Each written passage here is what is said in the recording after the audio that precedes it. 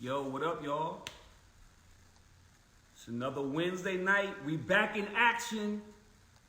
We are back in action. Wednesday nights, you know what it is. It's the Boys Club, Rich Dollar, Sean Prez. The most real relationship conversation on the internet. It is the realest internet conversation. I'm trying to tell y'all. So it's going to be a good time tonight. It's going to be, I have good vibes. I have good energy. I'm manifesting high frequency conversation. So I'm looking forward.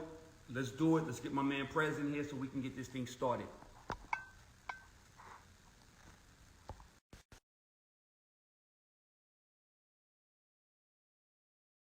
Don't send the request, please, guys. Send the request at like 8 o'clock so we can at least make it make sense.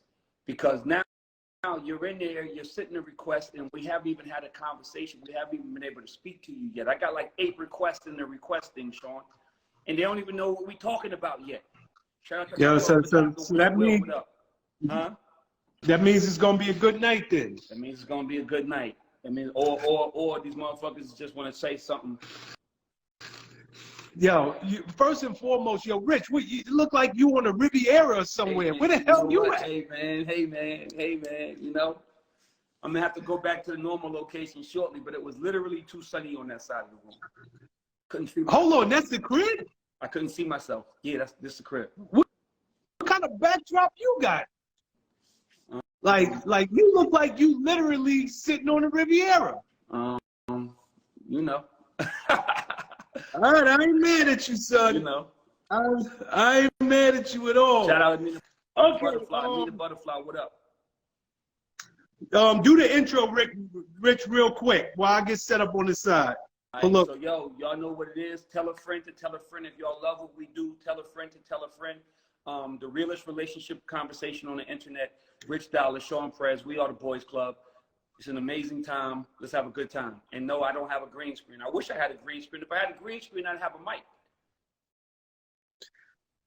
Okay. What up, everybody? Yo, Rich, I almost don't know where to start. I know you sent me, you did it publicly too. You sent me this whole, what was it? You posted something on the gram, and I'll play it for everybody. But just matter of fact, I'll play it first, and then give everybody the description behind it, because it's something that I know. Now, better yet, I'm gonna go a different way if it's cool, because this is just something that's bugged me. All right, so we're gonna start in a different place. I'm gonna play something for you, and I want you to give me your thoughts on it. Tell me if y'all can hear this. These young boys today, what do she bring to the table? The hell you mean, man? What do you bring to the table? You got a woman that can come to the table that can make another you. What else she need to slide up to the table with? What about your job? What happened to men who were supposed to be responsible? Do you know that it's our job to take care of a woman and some children, to have a family? That's our damn job. I mean, that's what's wrong with this generation today. These young boys today, what do she bring to the table? The hell you mean, man? What do you bring to the table? You got a woman that can come to the table that can make another you. What else she need to slide up to the table with? What about your job? What happened to men who were supposed to be responsible? Do you know that it's our job to take care of a woman and some children, to have a family? That's our damn job. But that's what's wrong with this generation. Okay, did you hear that loud and clear? That's what's wrong with you hear it? Unfortunately, I heard that clown ass nigga loud and clear. Yep. Okay, if y'all can hear that, do me a favor, just because I want to get into this discussion with Rich, but hit the heart button, the thumbs up. Let us know that y'all can hear it.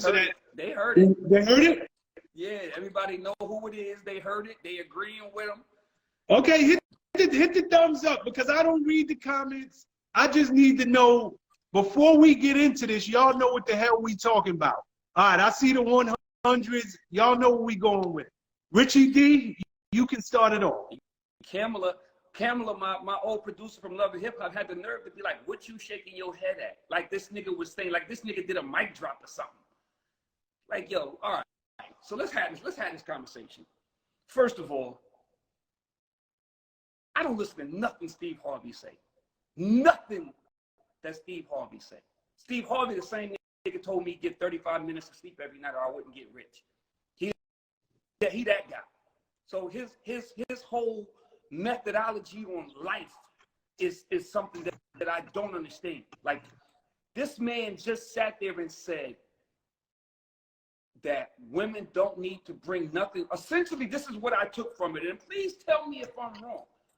He essentially just said that women can create another you. So with them, because they're the people that bear children, that we need to take care of them. And we need to essentially cater to them because they can have babies. And with that, what are you bringing to the table? What are you providing? Who are you? So essentially, women get a pass because they're child bearers and they can do anything that they do in terms of having babies, and men can't do that. I think that's the most, okay, so people are telling me I didn't listen properly, so maybe I'm wrong, but that's— Hold on, I'll play it again. I will play it again. Please play it again. And Rich, please stay away from the damn comments. And shout out to my girl Esby for sending this to me. Oh, ready? Just make sure. That's what's wrong with this generation today. These young boys today, what does she bring to the table? The hell you mean, man? What do you bring to the table? You got a woman that can come to the table that can make another you. What else she need to slide up to the table with? What about your job? What happened to men who were supposed to be responsible? Do you know that it's our job to take care of a woman and some children, to have a family? That's our damn job. That's what's wrong with this generation today. These young boys today, what does she bring to the table? The hell you mean, man? What do you bring to the table? You got a woman that can come to the table that can make another you. What else she need to slide up to the table with? What about your job to men who are supposed to be responsible? Do you know that it's our job to take care of a woman and some children, to have a family? That's our damn job. That's what's wrong with this generation. Okay, so now you heard it. I'm sure you listened to it intently. Proceed. I'm still confused. So I'm okay. I'm confused not in what he's saying. I'm confused as to why it appeared that I didn't know what I was saying the first time, because I haven't changed my mentality. What I heard that second and third time right there was the same thing. Essentially, he's saying that women have babies. Men are supposed to take care of women. That's what we're supposed to do. What happened to the days of responsibility when men took care of women? Okay, Steve. What happened to the days of responsibility when women weren't looking for people to have six-figure fat salaries? What happened to the days when the things that you were saying? So if you're going to make these comments, and make these videos, at least be up to date with the whole scenario, the whole thing. Because women aren't accepting of men who want to take care of them. Men have to come to relationships with A, B, C, and D. They have to meet status quo. They have to meet financial burden. They have to meet all of that stuff. So before you start making comments about men, because every week Sean and I sit on this chat and we always say the same thing. There are good men out there who will take care of you. So I don't know what Steve Harvey's talking about. The good men are still out there. And they still want to take care of women. And they still want to be the provider and do the things that men are supposed to do in a relationship. And men want to be men. It has gotten to a stage now where women have a criteria that a man must meet to take care of them. And do you know how fucking insane that sounds to me? I have to meet a criteria so that I am allowed to be a man and take care of you. And that criteria is the job, the money, the cars, the trips, the houses, the restaurants, and all those things that if a man worked at the post office and was willing to give you his whole $45,000 a year to take care of this house, this family, this whatever y'all got going on, it's not good enough for y'all no more. And this ain't me coming from a place of anger. I'm passionate, but I'm not angry, because rest assured, Richie D don't have those problems. Because a woman who won't allow me to be me is a woman who won't be around me. So now, let's take it from a place of the simple shit that we hear every day. This woman asked Iyanla Vanzant, which was a total opposite. I wish we had that clip. I can't hear you. We're going to get to that. We're going to do that next. So I hate that we have to do it next, because women, this is a new day, bro. And this is what I say about Steve Harvey every week. I say that this nigga's, he's dated, bro. You're a dinosaur, my nigga. You're a dinosaur. Which is why your stepdaughter's running around, running amok out here in these streets. Nigga, go talk to your stepdaughter. And maybe she can shed some light onto the 2023 dating. Because you're coming from a place of 1970, 1980, maybe even 1990. But you're not coming from 2023 when the women empowerment and the whole, you got to like almost win the lottery to be able to take care of me. You almost have to, like, that goes back to the same shit we talk about all the time. It's that 1%. Women get mad that they fuck with the 1% of the dudes, and they get shitted on because the dudes that want to do right by you, they're not good enough for you. The good guys finish last. They don't have the finances. They don't make 7 figures. They don't make 6 figures. They don't make upper 6. They don't make mid 6 figures. These niggas is just good niggas who go to work every day and want to come home and want to take care of their family, and they want to have a soccer dad, and they want to take little Jose to play baseball on Sunday afternoons at the park, and t-ball and basketball and all that kind of stuff. But that's not good enough for y'all no more, because this nigga can't provide the lifestyle that you want them to provide. So those dudes ain't good enough. And those are the dudes that Steve Harvey's talking about. So Steve Harvey, before you start coming on these chats and you're talking about what a man needs to do and how we used to be and what happened to the days of, why don't you ask the women, like Iyanla did in the next caption, why don't you ask them what they're looking for in men, so then you can determine and make a real solid basis for your opinion, versus just saying some shit that is probably about 15 years old, my guy. Those days, that is not today. That is not today. And it's unfortunate that it's not today. It's unfortunate that it's not today, because there's a lot of good dudes out there who want a good woman, and they just want to be able to take care of their woman and have a great life and provide what they can provide. And they're willing to break their necks to give you the world. But it's never enough anymore. It's not enough anymore for those dudes.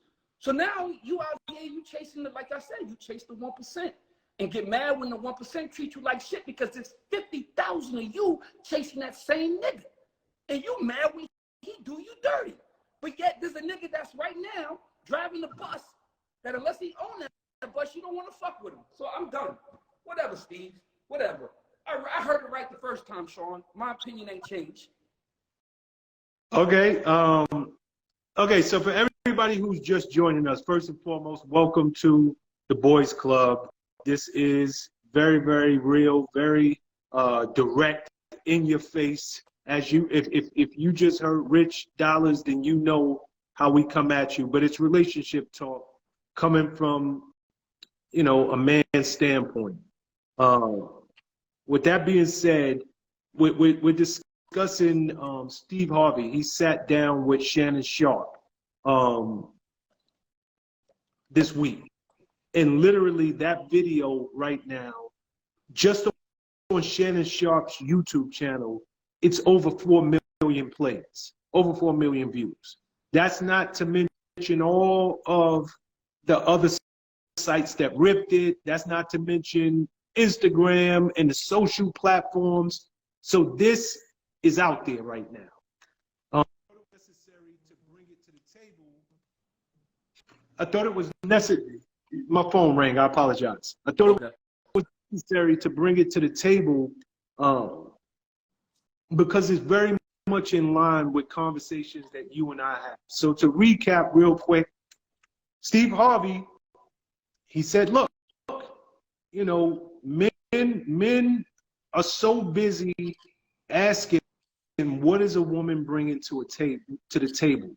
And he's, you know, essentially from his standpoint, he's like, she can create a mini you. She can give you your seed.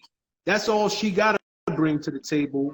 What you should be worried about is yourself. You supposed to be working, taking care of the kids, but you're not doing that because you're too busy focused on what she's bringing to the table. So hopefully I set the stage for anybody who just logged on. Here's my thoughts on it. I think ever since the first episode of this show, Rich, we talked about Steve Harvey, and I think he's antiquated. I think his advice is it's not in the realm of I think sometimes people say things that sound good. They say things that they are going to get a cheering section, whether it's from men or from women. And for him, a large part of his audience base is women, so he caters to them. You know, whether he's on WBLS with the strawberry letters, you know, any of the advice he has given out over the years, his fan base is women. And he knows it and he caters to them. He's written a book, you know, Act Like a Woman, Think Like a Man. His perspective on relationship, it's antiquated, but it's not just antiquated. I think it is slanted because he wants women to be his chair section. Go, Steve. We love you. We see what you're doing with your wife, Marjorie. You take care of her. You are the greatest man, and you should be telling all these young bucks what they need to be doing. I'm going to tell you, as a man who was out there and a man who is happy with his woman. Like, I'm not just in a relationship, because I wouldn't be in a relationship if I wasn't true. At this age, nigga, I need to be happy. But you damn right, out of all of the women I could have chosen, every single one of them, I asked that very question. What do you bring to the table? That is a question that every man and every woman should ask. That shouldn't be a gender-based question. That is a question that every human being who wants to be in honest, loving, reciprocal, and underline that word, bold it, highlight it. Reciprocity. I can't be the only one giving. Women, if you're in a relationship and you're the only one giving, how long before you say this investment, like the investment I'm putting into it, it doesn't warrant a return. I'm getting nothing back from it. Where is the reciprocity? So for this man to sit and to tell an audience, as large as the audience as he has, to tell men that they shouldn't be asking themselves, what is this woman bringing to the table? To tell women that it is wrong for a man to say, what are you bringing to the table? This guy is out of his mind, because I don't even think that that's gender-based. I think that everybody, man, woman, anybody who enters into a relationship should be asking that.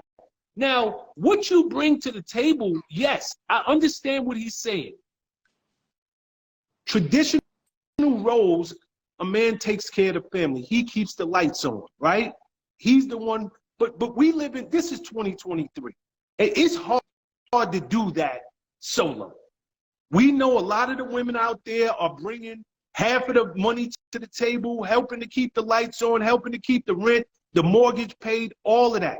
But truth be told, outside of finances, nigga, half of the reason that women are, and now I'm talking directly to the women, half of the reason that so many of y'all are single and unhappy and angry, and you can't see anything beyond your unhappiness because you haven't been able to land and keep a good guy, it's because you never took time to look in the mirror and said, real talk, what do I bring to this situation?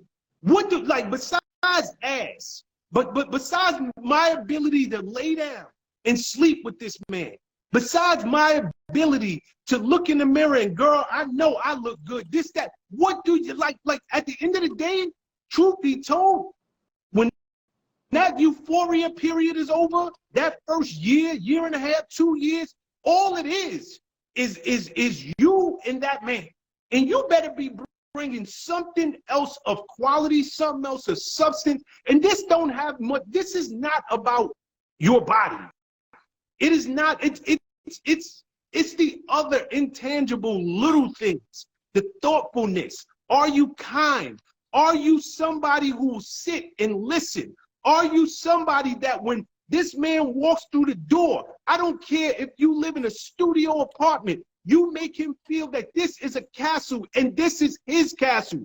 Do you make this man feel as though, yo, you know something? When you leave this house, you can go out there and conquer the world. I don't care who you see on the gram. I don't care who you see on TV. You are as smart. You are as capable. You are just as good as any other nigga out there. Now get out there and go do what God put you here to do.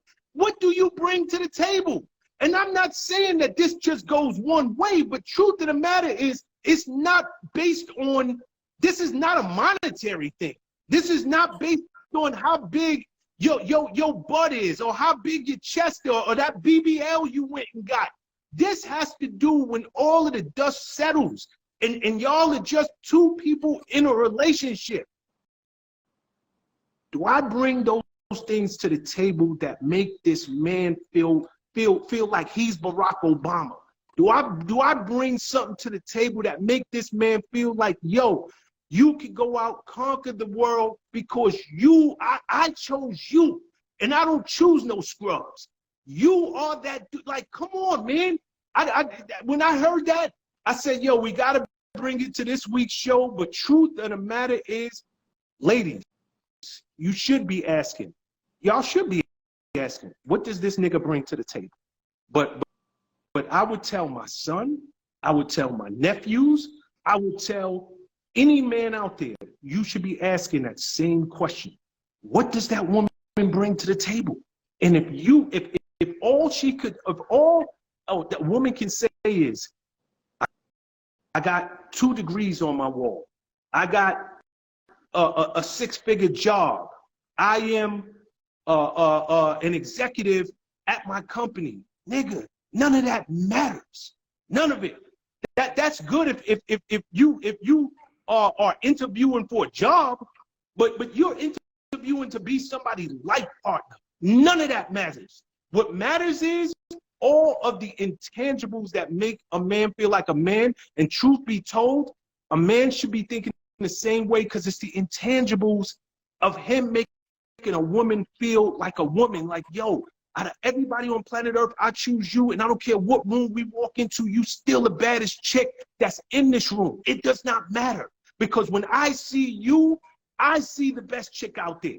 That to me is what matters. But this is just my thoughts. Maybe I'm antiquated, maybe I'm out of touch, but back over to you, Rich. No, no, you're not. Because, yo, Sean, first of all, Steve Harvey's advice is like you said, like, you know what? I'm gonna actually take it down a notch from my aggression towards him or towards this post, because you make very good points. If you're catering to an audience, that's who you are supposed to be trying to make happy. That's who you are supposed to be appealing to. Those are the people that are going to pay your bills, make sure that you're on the game shows and the movies, and they're going to buy your books and all that. So even if you don't, and in 2023, a lot of people do a lot of things that they don't even really believe in themselves. So correct. I don't even know if Steve Harvey really believes this stuff himself. But let's just, for the sake of his own personal, that he does. It's just wrong, bro. It's just wrong to sit here and say that as a man, you're supposed to not worry about what your woman's bringing to the table because she could have kids. But that same woman is asking you what you're bringing to the table. You said the magical words. Like, that's got to be, like, the word reciprocal. It has to be my #1 word since since we started this podcast a year and a half ago. Like, that's got to be my #1 word. Relationships are reciprocal. There comes a time when you have to look up and you have to look in the mirror and say, what am I giving? What am I taking? Nobody wants to be taken forever. They have to at some point look up, and like you said, it doesn't have to be monetary. It doesn't have to be any kind of big Rolexes or cars. Like, you do what you can do, but you're supposed to make me feel special as I'm supposed to make you feel special. And these days, relationships aren't built on that. Shout out to my mother who just came in the chat, but she's been in a relationship with my stepdad forever, and it's reciprocal. That's the way this shit works for 20-some-odd years, 30 years. You don't just do this shit. You don't think that at some point a person gets sick of being like, God damn, girl, you just take. Or a woman is sitting there thinking the same, God damn, will you just sit on home and play video games all day long and just take? Get the fuck up off your ass and do something. And it don't be go outside and make $1 million. It could be something as simple as do the dishes, cook food when I get home from work, make me feel good, have some flowers, do something. Steve Harvey, man, like you said, his views are antiquated. They're freaking prehistoric, bro. And I don't even know, and I would be mad, but I don't even know if he actually believes the stuff he says to himself, because he's got a young daughter, Sean. He's got a young stepdaughter and kids of his own. So the same way Taylor and Ashley keep me young, I would have, and I'm sure, you know, your man keeps you young. I would have to say that he's knowledgeable about what's going on in life. I would agree. Knowledgeable. I agree. So I don't understand how you can have those views and you can spew this rhetoric that is so ridiculous, but at the same time, you got motherfuckers that's in a whole different age demo that are supposed to be schooling you. Like, some of my views don't specifically come from me. I'm old. I get it. But my demo, by proxy of what I do, keeps me young. Because I have to be.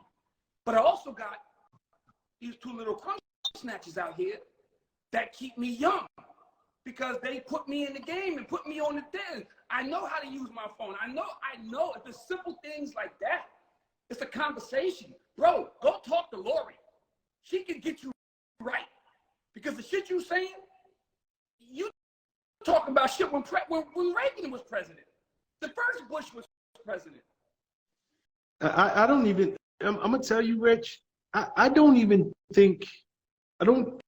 think since the beginning of time, that advice would have been good advice. Truth be told, I understand that at one time in America, yes, one person could take care of a household. I'm crystal clear on that. But even if I was coming up in the 50s, the 60s with Beaver Cleaver, you know, reciprocity. Like really, like ladies and gentlemen, really listen to that word. Like what do you get for what it is that you give? Like really think about that. Like what is, I don't care if I make $35,000 a year and I'm loving my woman like she is Miss America, Miss Universe or something. I want something in return. I want that same feeling. Make me feel like I'm Mr. Universe. It's nothing on planet Earth where you are going to continue, whether it's investments, that you continue to invest in it, that it doesn't pay back dividends. At some point, you're going to say this investment, it is not worth a return. And I'm out of here. I'm going to pull my money out of this stock. I'm going to pull my money out of this investment. You can't think you're going to go to a job every day, like literally to a job, sleep half the day, talk on the phone for the other half, send emails and chat to your friends, all of that stuff. At some point, your employer is going to be like, you got to go find another job because you're not giving for what you get. Every 2 weeks, we live up to our end of the bargain. There is a deposit put directly into your bank account. But where's the reciprocity? Where is it? And I just think, I don't care if this was the 1920s, the 50s, the 60s, whenever it is. I would tell every woman out there, if this is what you think, if this is truly what you think, that a man should not be concerned with what you bring to the table because you can bear his child, that a man should not be worried about what you bring to the table because you look good, because you got the biggest behind, because you are second to none in a bedroom. So he shouldn't be worried about that. What he should be worried about is how he's going to keep these lights on. I guarantee you're going to be alone. That is factual. And if you don't believe me, go through every, like Jennifer Lopez just got a nigga to marry her. Just got one. But how many niggas done ran through that? You could be the baddest chick on earth. Halle Berry, same thing. How many niggas done ran through that?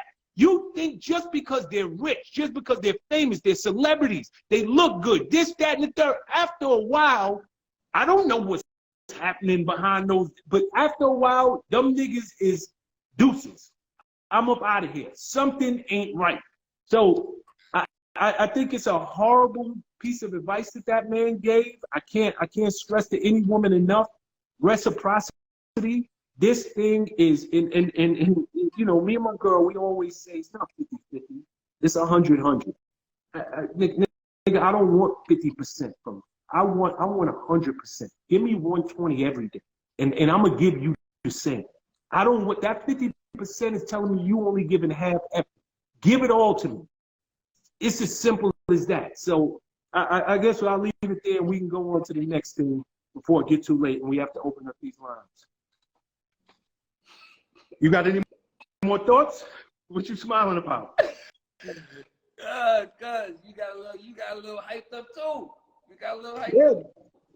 That it sickens me because somebody there's a young lady out there, Rich, who's buying into that. There's a woman out there. There's a woman somewhere who was in failed relationship after failed relationship after failed relationship, and she hears that, and that prevents her from looking in the mirror and saying, what could I have done better? Because the only constant is me. All these niggas then came and left. The only thing that's constant is me. What could I have done a little bit better to keep one of them? But that's the problem. That's the problem with this thing, Sean. That's the problem with. That's why I like what we do, because we don't profess to be anything other than who we are. We're just two dudes that's sitting on here having a chat, men that have been down that road, worked in the industry, and can give our insight on our past. That's the problem with this. Everybody in this internet has access to so many people, and all of these dudes are relationship gurus, like even the red pill dude, the tape dude. Yo, nigga, your shit is like so far like extreme. But then you got the Steve Harveys of the world that's like, somewhere this shit falls in the middle. And y'all gotta be smart enough to understand that people are trying to cater to people. People are trying to cater to people. So they're gonna say the things that need to say to make that a base feel good. Like if this was a feminist channel, we would be 100% talking about how women who make money shouldn't fuck with bum ass niggas. And if you don't own the bus, don't fuck with the nigga who drive it. That we would be doing that. Rich, I'll go one better for you. I'll go one better for you. If this was Fox News, we would be talking about you know, the Democrats are trying to take away your freedom of speech, and they're trying to take away the fact that your Second Amendment right of bearing arms. All people cater to their base. They do. It's as simple as that. Democrats cater to Democrats. Republicans will cater to Republicans, irregardless of whether they believe the mess or not. They want you see the whole shit with the Republican nigga with all the text messages that came out and all the stuff that he literally spews on TV and shit that he was texting like, oh, I got so these stupid motherfuckers believe all the shit that I be telling them on television. Like, man, he don't even believe the shit himself. So just be careful, people. Be careful. Me and Sean coming from a place of love and a place of honesty. We don't have no, like, the base is who we talking to. It's everybody. We're not trying to find ourselves on the Red Pill Network, and we're not trying to find ourselves over there in the feminist movement. We right here telling y'all what it is from two dudes who've been there and done that. Believe it if you want to. It's a fact. Okay, I'm gonna play this thing before we, because I'm sure that this is gonna keep us busy until it's time to open up the phone lines. But we'll give it a shot and see where you land. Know that you said that you cannot teach a man or tell a man how to be a man. So I will not ask you to indict men in this question. But I do want you to speak, Iyanla, to how women need to, position ourselves so that we can be in our divinity, so we can have our crowns right, how we can create in our build, when some of us, quite frankly, feel that the men that are available to us, and I'm talking across the color spectrum, across the age spectrum, trust me, I've done them all, they are not positioned to protect nor provide because of some of the statistics we just talked about. They're not earning the incomes. They're not having the resources, and some of them are not even showing up in the leadership. Would you date a bus driver? If he owns the bus, if he owns it, if he owns the bus, that's a problem. That's a problem because the standards and the requisites, and I'm not talking about him laying on his sofa playing video games all day. I'm not talking about that. But the standards and the criteria that we use to measure them is off for who we are as women and who they are in the society.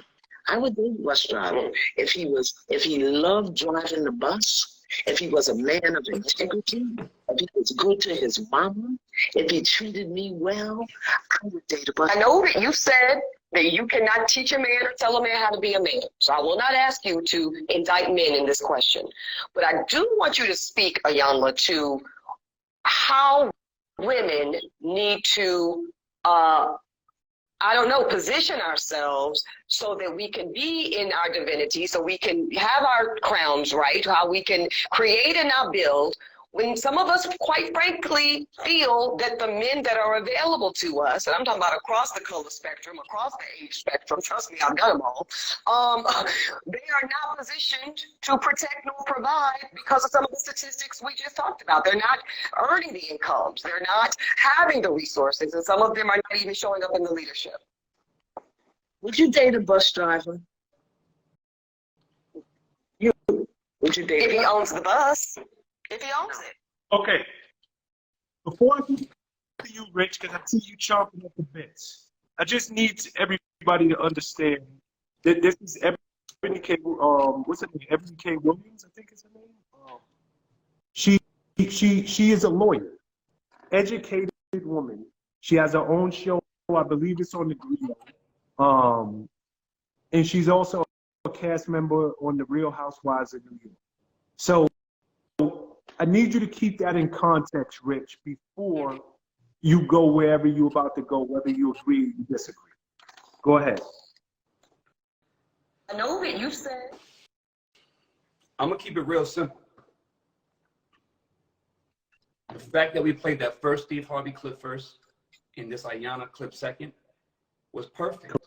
It was perfect, bro. Because first and foremost, in order for a woman to want to be, in order for a man to be able to take care of a woman and make her feel comfortable and make her feel safe and make her allow her to live in her divinity, he has to be allowed to do so. See, do you understand what's going on here? In one breath, Steve Harvey saying that men aren't stepping up and what's wrong with y'all for not stepping up. But in the same breath, this woman says she wants to live in her divinity. She wants to feel safe. She wants to feel like she's in a good place in life and made the right decisions about who she's dating and who she's with. But yet she has stipulations that have nothing to do with how a man treats you. This is 2023, and I hope fucking Cam is still on this chat. This is 2023. You can only do as much as you're allowed to do. If I drive the bus, but I'm willing to give you the world, I'm not good enough. You just told me I'm not good enough. If I drive the bus, I have to be the bus owner. I can't be the man that's working his way up. I can't be the man that just loves you to death, that wants to take care of you, that wants to make you feel safe, that'll pull a bullet in a nigga head, that'll make sure you walk down the street and niggas ain't catcalling you or disrespecting you at the grocery store. I can't, that's not enough anymore. Now I need to bring a fleet of fucking Peter Pans with me. Because otherwise, I'm not good enough. Do you understand how insane that is? For you to tell me that I'm not good enough to treat you like a queen, but yet you want to be treated like a queen. But I'm not good enough. I don't meet the criteria that is necessary for me to treat you like a queen because you have fucking stipulations as to how I have to come into this. I have to come into this on a level in which makes you feel good about what you do to be able to do what I do. That is the definition of crazy, bro. That's that woman just, and not only did she just contradict herself, because if you really listen to what she's saying, the beginning of the conversation almost would have led you to believe that she was about to go on another path and start discussing how, you know, men ain't shit and they don't do right by women. But then she opens her mouth and says that, well, would you date a bus driver if you own the bus? So you just fall right back into why you are fucking with the same dude. We have this, I said this shit 100 million times. I almost feel so redundant. It's so redundant that I've said it so many times. That you are picking niggas who will treat you like shit. But this is a conscious decision on your part to pick those dudes. It's not by error. It's not by trial. You are making a conscious effort to pick the niggas that's gonna shit on you. But there's a bus driver out there right now who will treat you like a queen and come home with Chili's every night or Applebee's every night, and you're gonna look at that nigga like, nigga, if you don't get that shit out my face, that ain't Ruth Chris. That ain't Prime 112. But yet, at the same time, you sitting here and you wondering why motherfucker, and but Steve Harvey is like, this is what I'm saying. That's why these two things, man, these two things fell so perfectly that they came together this week, Sean. Because I know people were going to sit out there and be like, well, you two niggas, y'all just some industry niggas. Y'all tainted. Y'all da-da-da-da-da-da. No, this is two separate fucking trains of thought that is going on. And this is why The world is the way it is. And I'm not going to sit here and pretend like this is everybody, because we all know the world is big. My mother tells me this all the time. Yo, get out your fucking circle. The circle that you live in is not the circle of life. There's a whole world out there. But let's start talking about passport bros. We can start doing all of that. We can start talking about niggas who want to express, who want to see the world and what the world has to offer. Because this here, what we dealing with today in this chat, oh, this is absolutely America. This is absolutely America. This is the world we live in. Now, there's levels to this shit. There's degrees to this shit. And she's a lawyer, so she's like, that. It goes back to the same thing we said last week, Sean. A motherfucker who work at McDonald's, a man work at McDonald's and see a beautiful woman, he don't give a fuck. He sees a beautiful woman and will wipe her. A woman walks in McDonald's and sees a big, strong, virile man, but the nigga's on fries, and that nigga will never get a shot. He will never get a shot to actually be able to do something, because she looks at him less than. Men don't look at women as less than, because we've always been the provider. We've always been the lions of the jungle. Women look at men as less than, because in this new world order, they are now looking at finances and monetary, not monetary, but you know, the regular cars and shit like that. And they're looking at you as though you're beneath me, materialistic things. You're beneath me. And that's where we go wrong. Because it used to be a man could be a construction worker and a woman could be a lawyer. But if that nigga took care of you and made you feel comfortable and safe, you loved him to death. But now, women ain't looking at no construction worker like that either. Because her girl is going to say something. She can't go on the gram with a construction worker. You're a big-time lawyer. You need somebody on your level. Girl, what are you doing? Why would you date beneath you? Why would you ever date beneath yourself? Don't do that. And in your mind, you letting that good man get away. You letting that good man get away. But I'm done. I don't did my rant. Okay, I'm gonna play just her part, because that's really what I want to focus on. And so for anybody who's just joining this live, I'll play this and then we'll take it from there. You cannot teach a man or tell a man how to be a man. So I will not ask you to indict men in this question. But I do want you to speak, Iyanla, to how women need to, position ourselves so that we can be in our divinity, so we can have our crowns right, how we can create and not build, when some of us, quite frankly, feel that the men that are available to us, and I'm talking about across the color spectrum, across the age spectrum, trust me, I've done them all, they are not positioned to protect nor provide because of some of the statistics we just talked about. They're not earning the incomes. They're not having the resources, and some of them are not even showing up in the leadership. Would you date a bus driver? You. Would you date? If he owns the bus. If he owns it. If he owns the bus. Yeah, that's a problem. That's a problem. That's a problem. Because the standards and requisites, and I'm not talking about him laying on his sofa playing video games all day. I'm not talking about that. But the standards and the criteria that we use to measure men is off for who we are as women and who they are in the society. I would date a bus driver if he loved driving the bus, if he was a man of integrity, if he was good to his mama, if he treated me well. I would date a bus. I know that you said. Okay, so here's my thoughts on this, and I think if y'all know me, if this is not your first time tuning in to the Boys Club, you already know where I'm about to go with this. But again, Rich, I put it out there early. This is an African American female, Ebony K. Williams, educated, went to the university. I think of North Carolina, Chapel Hill.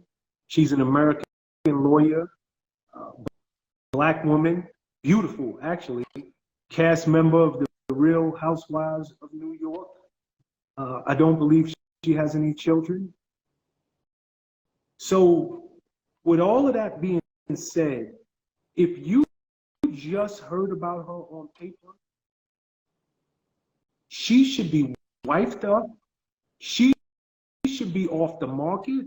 She should have a man that done put 2, 3 kids in her and is praising the fact that I have this beautiful, educated, celebrity woman. She's on Real Housewives of New York. She has her own talk show on the Griot. And here she is at 39, pushing 40 years old, manless and clueless as to why she does not have a man. And that is the problem, because when asked the most basic question, and I love Ayanna for this, when asked the most basic question that she could be asked, would you date a bus driver? I know what your resume says. If I got this resume, I would put it at the top of the pile. You would be hot. But we're talking relationship.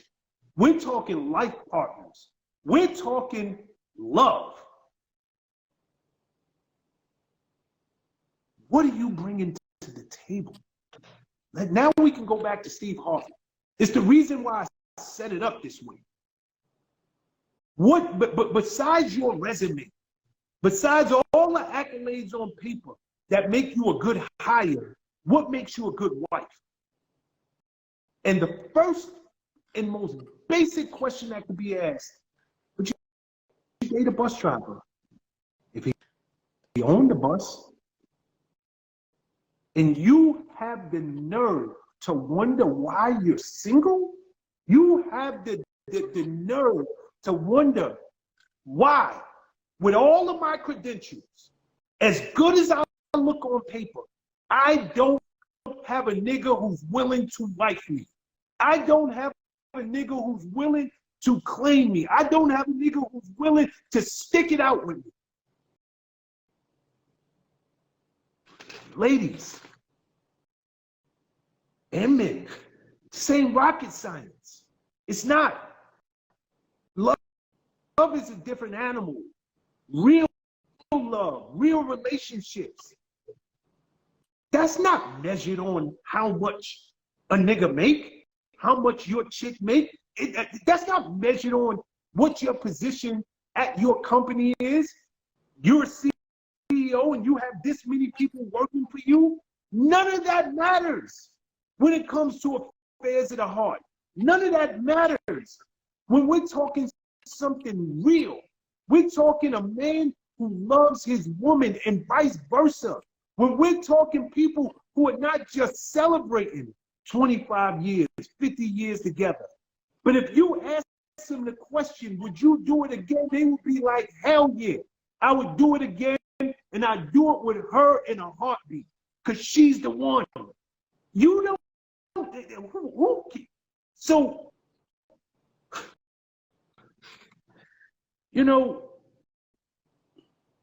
the gift don't always come gift wrapped. I always say this, man.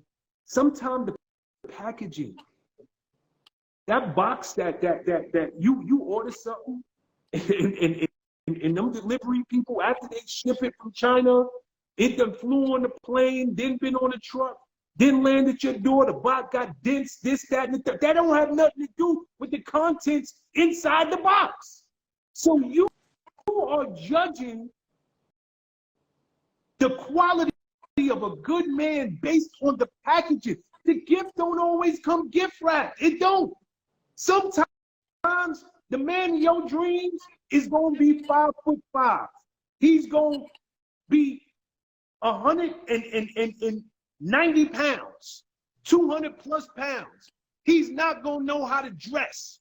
This nigga is going to have a receding hairline if he got hair at all. But that don't mean that he ain't gonna love you like you the only woman left on planet Earth, but you're so busy looking at the packaging so that you can go tell your girlfriend, I got a 6'3" nigga who weighs 225. Dude is in shape. He's freaking in the gym. He making 6 figures a year. And guess what? Every other chick out here want him. And he want every single one of them. Come on, like this, Rich, it ain't that hard. It's not. And I'm so happy that was the question that woman asked her, because I can only wish that at some point that she would go back and do some self-evaluation, would look in the mirror and say, okay, I know what I think, but let me just look beyond the outward appearance of myself. Let me look on the inside. What am I bringing to the table? Are my level of expectations off? Am I the reason that I am not in love? Am I the reason that real men that don't approach me? Am I the reason that real men who do approach me don't stick around? Am I the reason? Am I the root cause? I think all women, anybody who's listening to this, if y'all catch this on podcast form, I think y'all should save that. I think y'all should go out, Google it, save it. And the next time that you are judging somebody based on their resume and what they look like on paper, ask yourself, my priority street is my girlfriend who been with her man for 10 years, got 3 kids, is she always happy? That nigga always blowing her back out. She can't do nothing but smile. Why does she have him and he's so freaking happy? What is she doing that I'm not? Because I know I look damn good. And I know on paper I look damn good. What is she doing different than me? I think every woman should say that and play that back to themselves time and again, especially when you're about to make a dumb decision based on the gift not being properly gift wrapped. But I'll throw it back to you, Rich. So I'm gonna leave it. Now, I don't have much to say on it. I'm gonna leave it here. I'm gonna leave it with this. You made the most poignant fact in that soliloquy that you just gave. You said women basically are in their own way as it comes to matters of the heart. My response to that is everybody listens to everybody. The reason that women are in their own way as it pertains to matters of the heart and why there's a sense of delusion that goes around. It almost comes to that point where, remember, we used to always be like, shorty, the pretty girl, always gonna bring the ugly girl with her. So when niggas try to holler, you got an automatic hate on your side that's gonna buffer all this shit. That's the way relationships work now. Women come home, they tell their friends about who they met, and everybody got an opinion on this dude.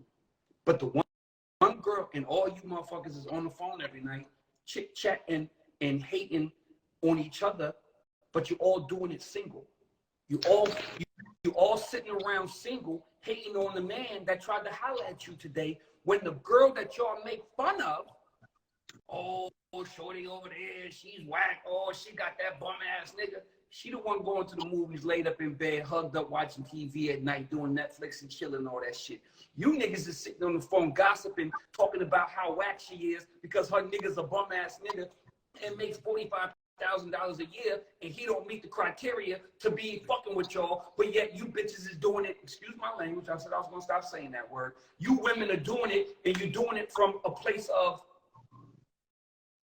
an empty big old house, a big old $750,000 million estate that you and your 2 kids live in because the nigga you was fucking with been gone for the last 13 years and you ain't never really recovered from that. You ain't got it new. So let's talk about it. Let's talk about it. What defines happiness? That's the question. What in 2023 defines happiness? Is it? I don't know what the hell just happened just then.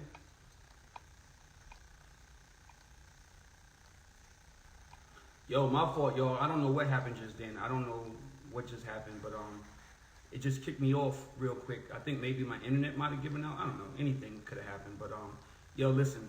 Like I said, I'm about to get Sean back in here, and we can get back to right way.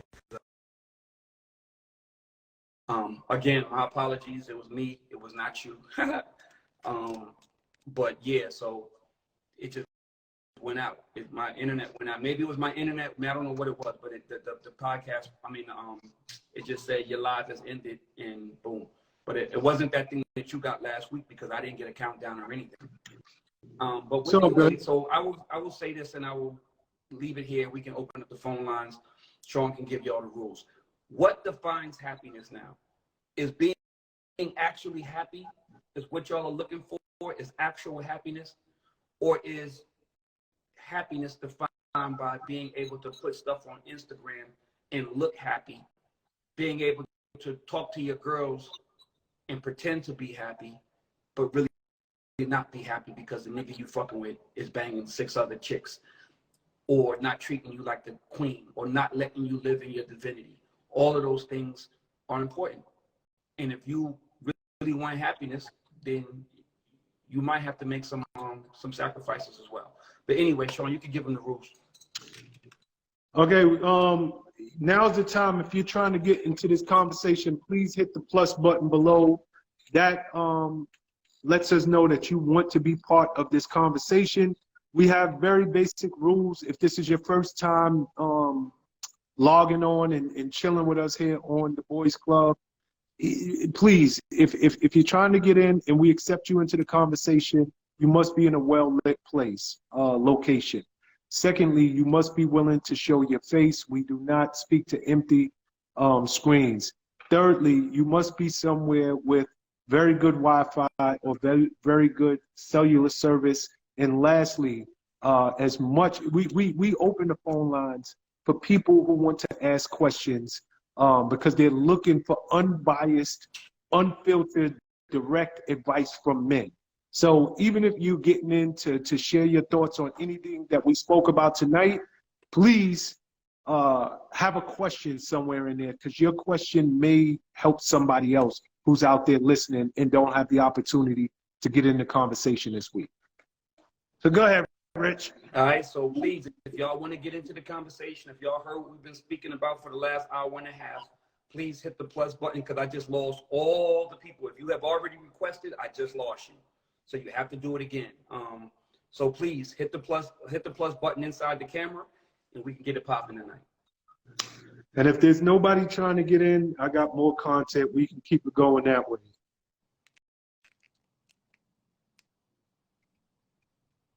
I know that you. Because I would love to you know, that woman came and gave a response after. Hi guys. What's up, Mama? What's the name of where you calling from? My name is Taronda. Oh, I'm sorry. I must have hit 2 buttons. So Don't worry. We all in here. The first one with the sunglasses on, Hollywood. You can go first, and then Shorty, you can come right after. Okay? Yeah. So, I'm Taronda. I'm calling out of Florida. Okay. What's up, Tawana? Ron. I go by Lumi, and I'm from out of Wisconsin, Madison. Okay. My question is, you know, I've been listening. I heard Steve Harvey. He said, you're not supposed to ask them, what do you bring to the table? I kind of agree, but I disagree. I agree with both of you guys' opinion, but I also agree with him in a sense, because some women, not all, but are naturally submissive. If you come in as the man that he's saying that men should be, then you not have to ask that woman what you bring to the table, because she's going to automatically, you know what I mean, do what she needs to do to make sure that, you know, she is upholding her end of the bargain when it comes down to being a significant other in a relationship. That's not true. You said it's not true? Mm-hmm. I'm Go ahead. all women. As some women. That's true. Because, you know, I'm speaking from my perspective. I know if you come in and, you know, not worried about what I bring to the table, you showing me that you're going to protect and provide and do what you need to do as a man, as a woman, I'm going to step up and make sure that I'm not slacking in the areas to make sure that I can keep you as that man around happy, you know, and whole in their relationship. So, Okay, you know, another Taronda. thing is you guys are speaking on standards that women bring.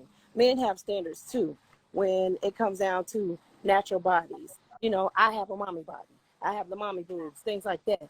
You guys, or a lot of men expect women to be snatched, like they rap.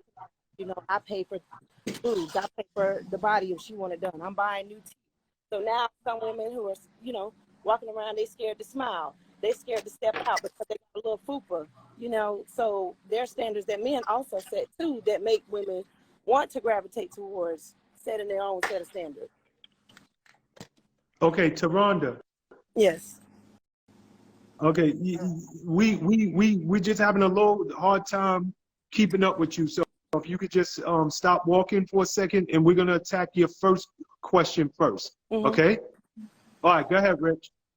So you're saying, so you come from, so you, when you come at something, you have to come at it from a perspective of, if you're gonna make it, if you're gonna internalize it, then you have to internalize it, because you can't come onto a chat and say, well, this is how I am doing it. I'm going to, but then in the same breath, you say that, you know, it's okay to have standards. We all agree with having standards. We think that everybody should have standards. My thing is, what determines your standards? Because oftentimes your standards are what's going to keep you unhappy. You understand what I'm saying? Like women are living in a place of Steve Harvey, asking what you bring to the table. There's nothing wrong with that. Like that's just simple communication. It shouldn't be implied that just because I'm doing what I'm supposed to be doing, you're gonna do what you're supposed to be doing. So for us to have a conversation and establish who we are, what we are, where we are, what we're looking for, there's nothing wrong with that. There's nothing wrong with communication. That just takes the guessing out of it. So I have a question. No, Why hold on. Madison, Wisconsin. Hold your thought. Okay. We just want to attack one at a time, okay? So Okay, go ahead, Rich. no, that's it. I'm just saying, like, if you're saying from Steve Harvey that you halfway agree with him, but you don't agree with him, you have, it's either or, because there was no gray matter in what he said.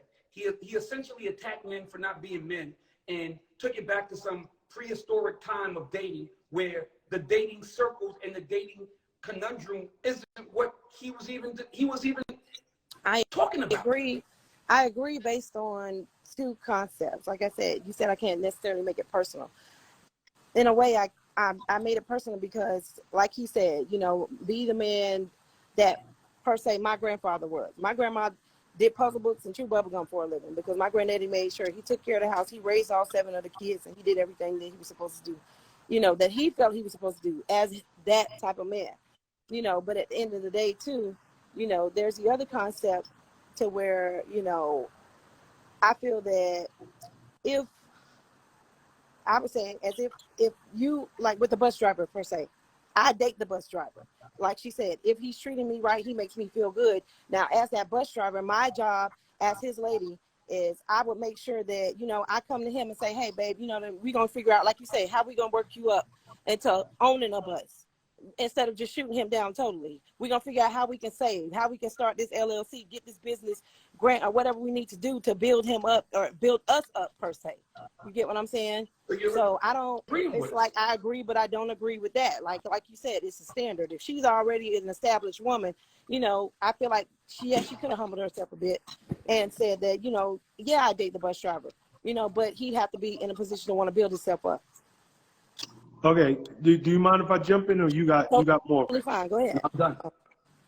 Okay, so I'm going to attack your first question first. You said you agree with Steve Harvey to an extent. Did I get that correct? Did I sum that up properly? Right. Okay, do you have any children? Yes, I do. Do you have any boys? I have 5 boys. Okay. You said 5? 5. Wait, Mom. Hey. Okay. Yeah. So Thank you. I find it very, very shocking that as a mother with 5 male children, you could agree with anything that Steve Harvey said, because your boys are going to be dating, your boys are going to eventually be looking for a wife. And they should you should be telling them that it should be you, their mother, who is a woman, instilling into your young men to find out what are their future wives, brides, bringing to the table.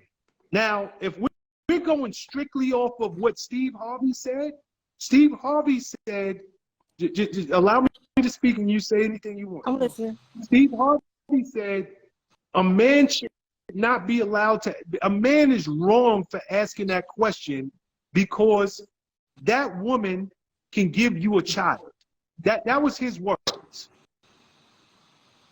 Okay, the woman can give you a child, but I don't know if you can take care of a child. I don't know if you have the maternal instincts to raise a child.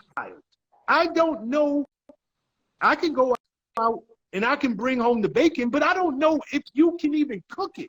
I don't know if you like cooking. You damn right as a man. I want to know, what are you bringing to the table?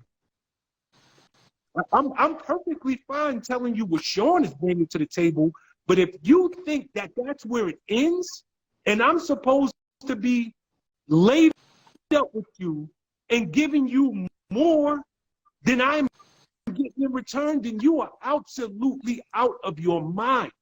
And again, it's not only, and I said this earlier, and I don't know when you tuned in, but it's not about finances, because the things that matter to me have nothing to do with monetary value.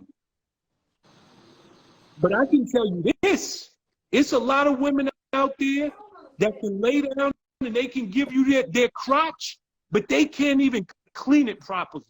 They got bad hygiene. You go in their house and it's a ring around the damn toilet and the tub. Can you clean this house? I can give you a house. I can put you in the house, but can you clean it? I'm not saying you got to be the only one that clean. We can do that together. But can you? I want to know, can you do it? So I don't know why you think, Steve, your boys should not be asking their future brides what she brings to the table. So that's number one. Number two, in terms of standards and a bus driver, you said you would date a bus driver. Only thing that I have to say to that is what I said earlier. If you I'm sorry.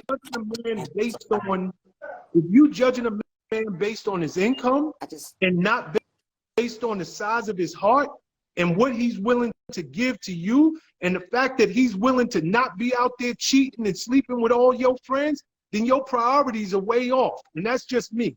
But I'll throw it back to you. Okay, so in reference to my boys, what I instill in my boys is that, yes, take care of home as a man, but at the same time, don't allow the woman to sit around and use you. Yes. No, don't ask what she brings to the table, but find out what she wants out of life.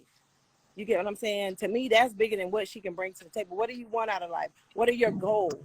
What is your ambition? What do you aspire to be? What do you aspire to do with yourself? So No. Go ahead. I'm so sorry for cutting in. Go ahead. I do as a mother, because I know what I expect. But I know also what I can present. I know also, the drive that I have. Like I told them, they see me get up, they see me get up and go get it all the time. You know what I mean? If she's sitting around and ain't doing too much or nothing with herself, you know what I mean? That's not somebody that's for you. So no, I don't teach them to, I don't teach them to be able to have the luxury that my grandmother had. You know what I mean? But at the same time, that's where I said I can understand it to an extent. Because at the end of the day, my grandma, like I said, she did her puzzle book, she chewed her gum, but she made sure the house was clean. You couldn't find a speck on the floor. My grandma made sure everything was taken care of. My granddaddy, I'm sure behind their closed doors, she made sure everything was taken care of. So that's where I said, because I saw it growing up, you know what I mean? My grandfather taking care of the household, you know what I mean? When my grandma decided, you know, whatever she wanted to do, granddaddy was right there stepping up, taking care of all of the kids. You know what I mean? If she wanted to go out and do whatever she aspired to do. So that's where I agree with his point from that standpoint. But like you said, that was also But you understand. my not to grandfather cut was you off. 82 when he passed. So that's why I said it to an extent, because that's, like you said, a standpoint that's so far back in time that no, you cannot necessarily get that nowadays out of men nor women. So why are we even when it comes discussing down to, if it's not something that you can get today, why are we discussing? That's like me talking about the civil rights movement when times have so changed. why even play the clip then? Relationships have changed. You know what I'm saying? Why even play the clip then if we can't discuss it? Can I say something real quick? Go ahead. Okay, so this At is, Madison, Wisconsin. What's your name again? I go by Lumi, Lumi, Lumi. What's But up? this is my question, because I feel like when men ask women what they bring to the table and then they say themselves, that's not enough of an answer. I feel like that answer is not as broad as y'all take it, if that makes sense. Because when I say I bring myself to the table, I literally bring myself. I know how to cook. I know how to clean. I know how to keep up a home. I know how to invest. I know how to build. I know how to empower. I know how to encourage. I know how to budget.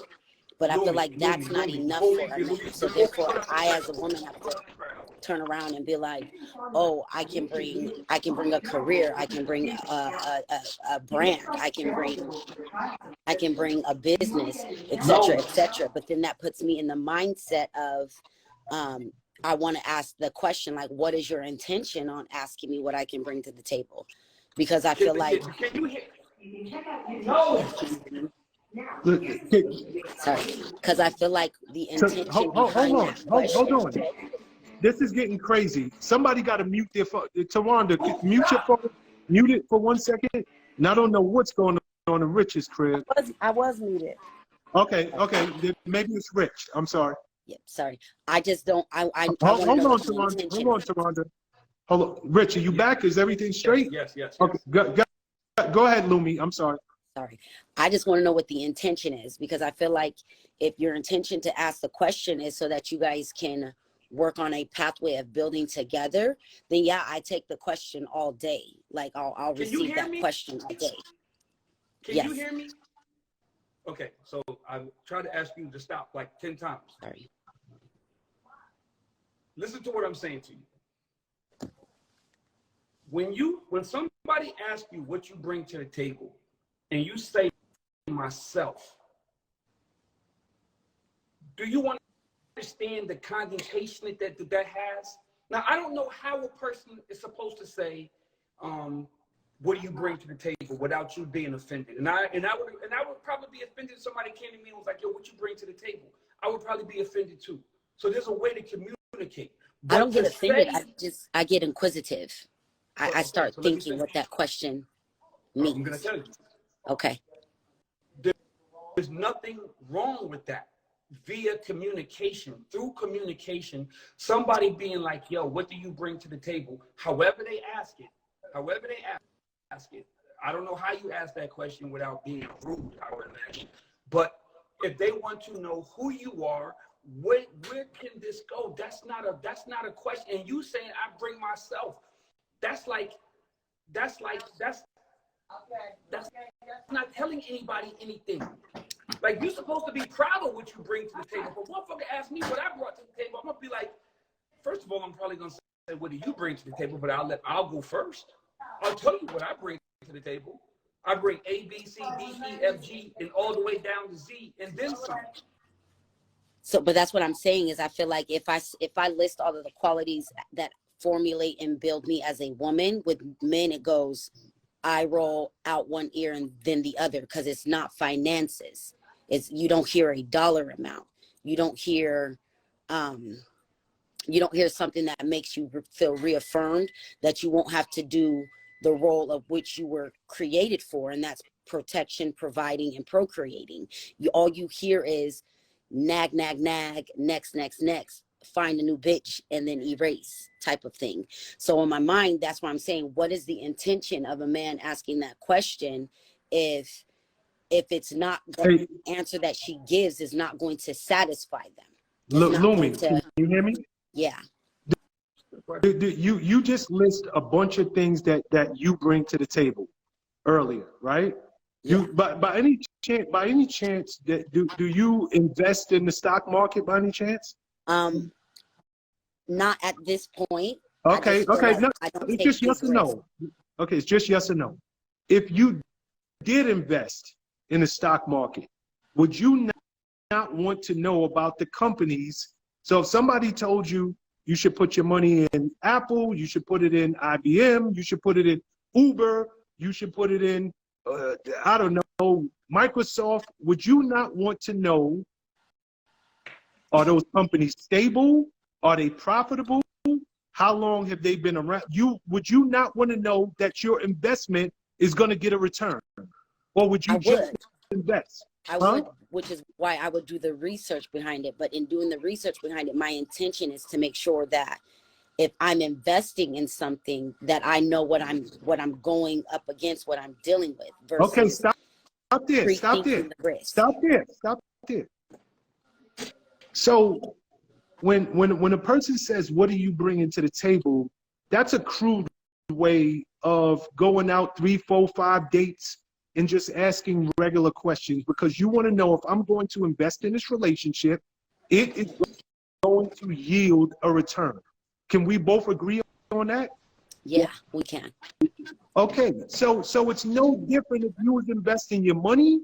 It's no different if you were going to buy a house. You want to know, is it a good school district?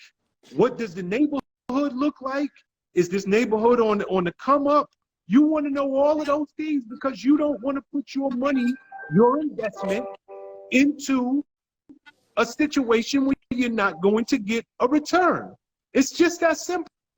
And I don't know why this is so difficult. No, I'm not saying it's difficult. So let me just give background. I'm a mom. I'm a mom of 2 girls and 1 boy. So at the end of the day, like when I hear questions that cause me to think like long-term, and not long-term with that partner, no, like long-term with my finances, it puts me in the state where I'm like, these are good questions to teach my kids, because I don't believe in dating. I do believe in courting. I feel like it's a longer, it has a better outcome to me than dating, not gonna lie. So I feel like it puts me in the state of, what are you doing to prepare yourself in case your partner needs you to show up financially, emotionally, mentally, spiritually, even in a way, like, and stuff like that. So that's why I'm saying the question. What are you talking about? When I teach my daughters to go out in the world to date, as they are not old enough to date right now, when I teach my daughters to go out in the world to date, the question is, I'm going to have them ask themselves, how can you maintain the table? Not what do you bring to the table? How can you maintain the table? My son, what are you bringing to the table? Because as it's my job to raise him to be able to provide and protect. Procreation is going to happen. That's natural. But to provide, you have to be taught that. That has to be something that's shown. It has to be a consistent example. To protect, you have to be shown that. It has to be a continued example. So for me, I'm sorry. Thank you. Here's the only thing.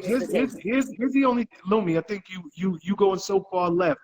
You're taking the whole show out of its vibe. We was in a good place. I'm not Let's trying stay to go in a good place. Here, I'm gonna go back to LaRonda, I think is your name? To Rhonda. You know, and this is something I think women need to listen up to. Thank you. And you touched on this, Lumi, which made me remember what Taronda said. You know, when judging a partner, especially a man, you know, I'm sure all of you women would love a man who 6-figure, 7-figure, 8-figure earner. And Taronda, you said something specifically about you would help your man get into a position where he could want to buy the bus. You would help position. Did I get that right? Yeah, You I basically would said, support his goals, I would, figure out what his goals were, support his okay, as he should support. yes. But the bottom line is, Sorry. sometimes, and do me a favor, mute your background, Lumi. I'm trying to. Sometimes a man, he don't want to own the bus. He don't want an LLC. He don't want to sit at the head of the table. And that don't make him less than a man. Sometimes he is perfectly comfortable driving the bus. He's perfectly comfortable going in, doing a hard day's work, and getting a hard day's pay. And he trying to rush home to you and to his kids, because that's what matters to him most. So whereas I respect and admire what you said, I just want to be cognizant and conscious of the fact that everybody don't want to be the HNIC. Everybody don't want to be that dude. And that's okay too. Not to say that you made it good, but go ahead. Where I said even if he didn't want to be that HNIC, if he was willing to build me and support me like I would be willing to do him, then that's where I'd be okay with being that breadwinner in the relationship. Not to belittle him, but to be able to still stand beside him and support him and him wanting to be that bus driver. As long as he bringing home his income and we making ends meet and we're meeting somewhere in the middle, he doesn't necessarily have to leave his job as a bus driver. Like you said, continue to make me happy. I'm gonna continue to make you happy. You know what I mean? I'm a firm believer of, you know, I'm gonna treat you how I want to be treated. You know what I mean? You take care of me, I take care of you. You know, it just can't be one-sided. If he wanted to stay on that bus, I'd be totally fine with him staying on that bus. That's the communication of it. That's what this whole conversation from the beginning is about. But yeah, I came in the middle. It's about communication. It's about understanding what he wants to be, who he wants to be. It's about him being able to do what he needs to do for you and support you and make sure you're good. And that is the happiness that y'all should be seeking. You should be searching for that happiness, because your happiness might not be his happiness. You might have aspirations for him that are way above and beyond anything that he wants to do for himself. And that's not to say that he's a bad guy for that. And that's not to say that he's lazy. It's just to say that you have aspirations that he doesn't have. And your aspirations ain't going to make him happy. But that's why I said, if he decides that if he wants to stay at that job being a bus driver, I'd be fine with that. Because first and foremost, I accepted him as the bus driver. So how can I be against that in the first place? If that's what I accepted from the beginning initially. But if I would still throw that out there to initiate the fact that if you did want to progress and go a little bit higher, you know, that's an option. If not, I'm okay with it. But as long as we can make it work. Got you. So yeah, it's definitely got to be some understanding somewhere. So I'm like I said, I think we all agree. Point to an extent. Okay. Thanks for calling in, Taronda. We appreciate your perspective. So much. You be good, girl. All right, you do.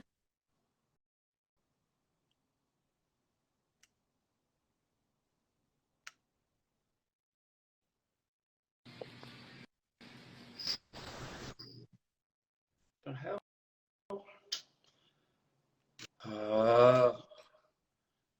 What? All right, nothing. I'm back.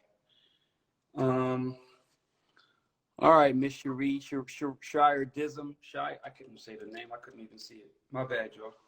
Cherie Dism, I think her name is. Cherie, are you in the room? Hey. Hello, we can't see you. What's up, Mama? How you guys doing? What's good? I'm good. How are you? Good. What's up? What's her name? Where you I'm calling from? hanging up in there. Hi, Shy. I don't know if you remember me, but I jumped on the live before. I remember your face for sure. Where are you from? Is it Vegas or somewhere? Yep, What, Las what, Vegas. what up, How girl? y'all doing? I just want to let y'all know I'm doing good, and I'm just loving my life and living it. That's all. You doing better these days? Much better. Okay, I know we know you. But I don't want, we got a whole audience that's tuned in. Hello, So we got to go. everybody. My name is Cherie. I was on, 2 weeks ago?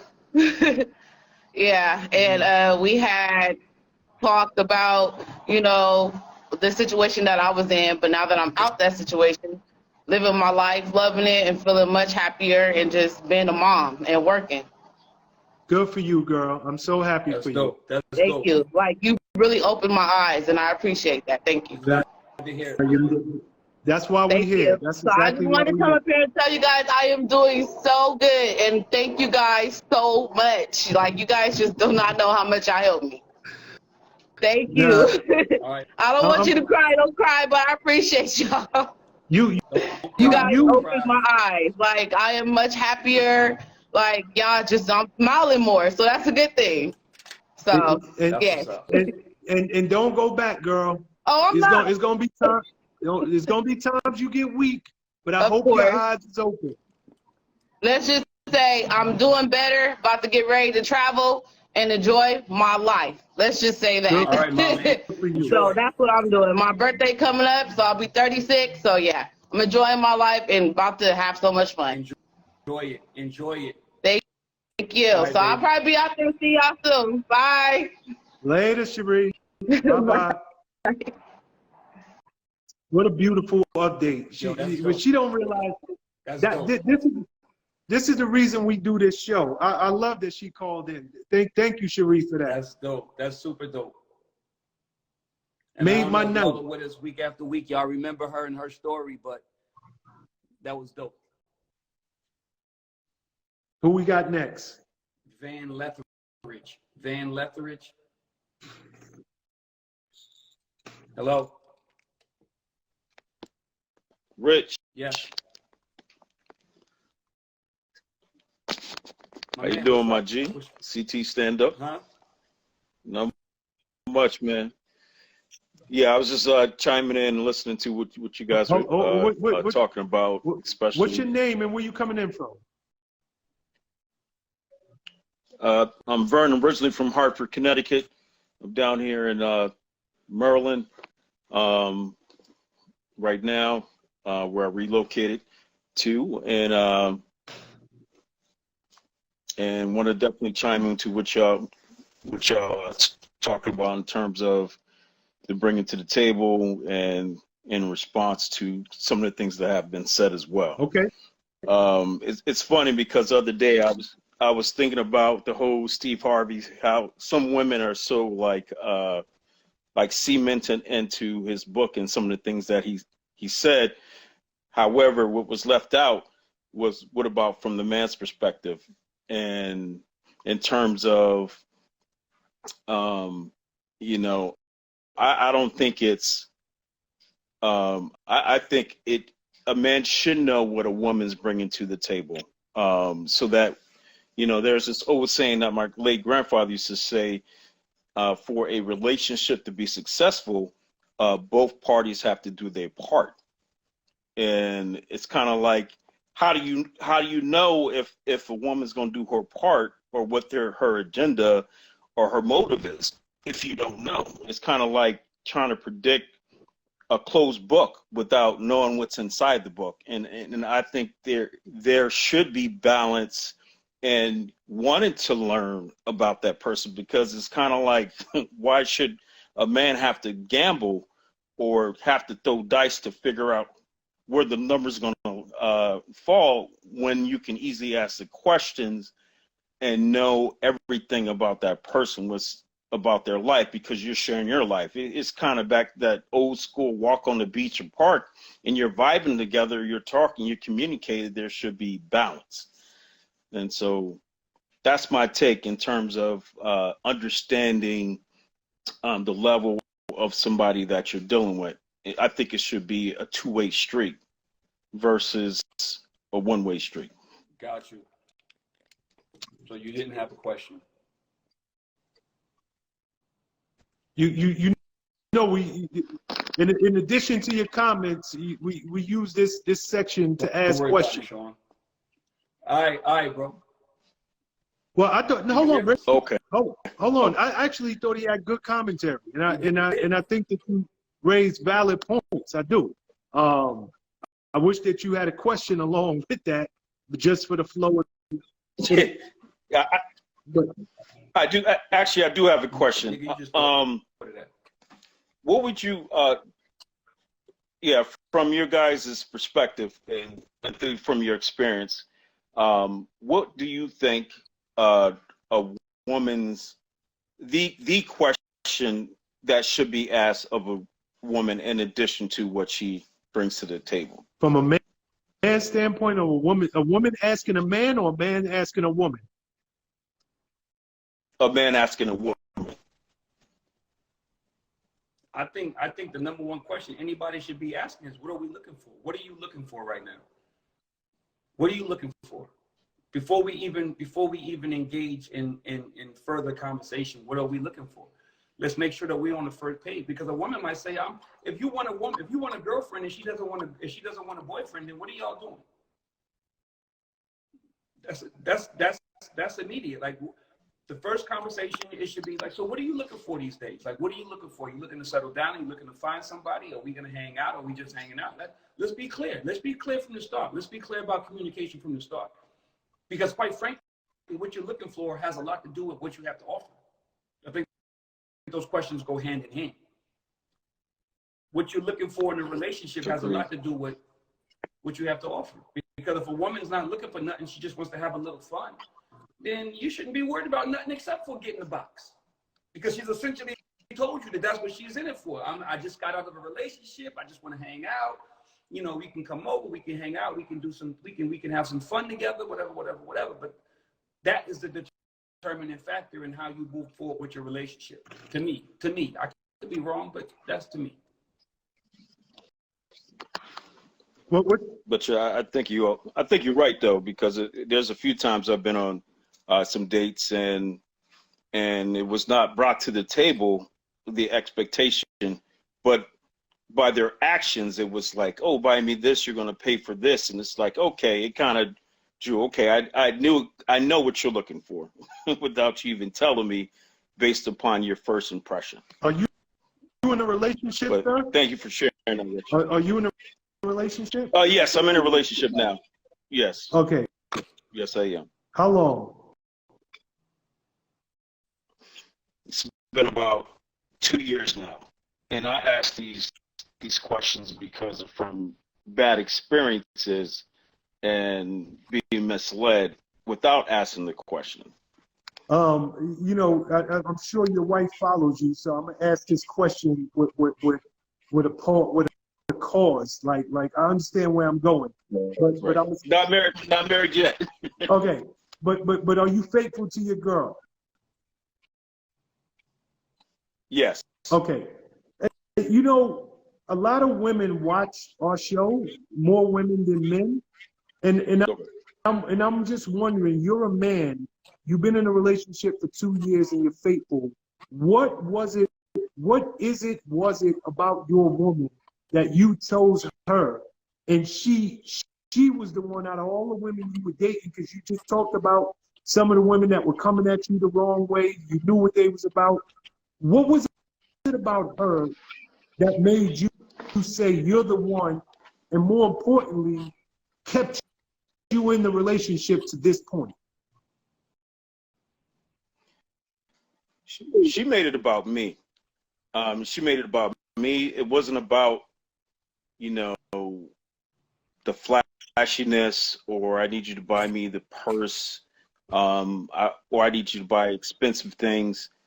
And she just kind of just made it about me. She's unconditional. She loved to communicate. She worked hard, and she always made sure, no matter what, that I was okay. You know, asking questions like, how was your day? you know, or if I'm asking her how her day, she just naturally did it. She was just herself. It was never forced. It was never no male bashing or anything. It was all balance. Everything just was just real. You know, she kept it fresh. She kept it unconditional. And if she fell short in some area, she was willing to learn and always wanted to know, how can the relationship be better? Is there anything that I'm not doing that you would like for me to do? And vice versa. And the fact that we were able to team up and vibe off of each other so we can kind of meet each other's needs, it's kind of like we're building that house together. You know, what brick do you need in order for this relationship to be solid as we continue to build together, and vice versa? So that for those 2 years have made our relationship stronger, and just, you know, it's growing. It's growing to something special. Great answer. You know, we don't more times than not, it's women who are calling into the show, and they want to know what is it, you know, what does a man want? What is a man looking for? I'm this type of woman. I bring this to the table. I'm loyal. I'm this. I'm that. So whenever we get a man on who is actually in a relationship and is committed and faithful, you know, I love for him to speak his truth. And it's crazy because nothing you said had anything to do with her BBL. Nothing you said had anything to do with how much money she makes or you know, how she is in a bedroom or any of those things. And that's just something that I firmly believe. It's the intangible. It's all of the other things that don't cost a dime that make a man feel she said she made it about you. And if women can just understand how far that goes so much further than a big butt. That goes so much further than big chest. That goes so much further than facelifts and this and that, and getting stuff sucked out your stomach and put in your butt. What this man just said, I just hope people listen to it because that's real. All right, bro. That is so real. Peace and love, bro. That's so real, brother. Thank All right, my guy.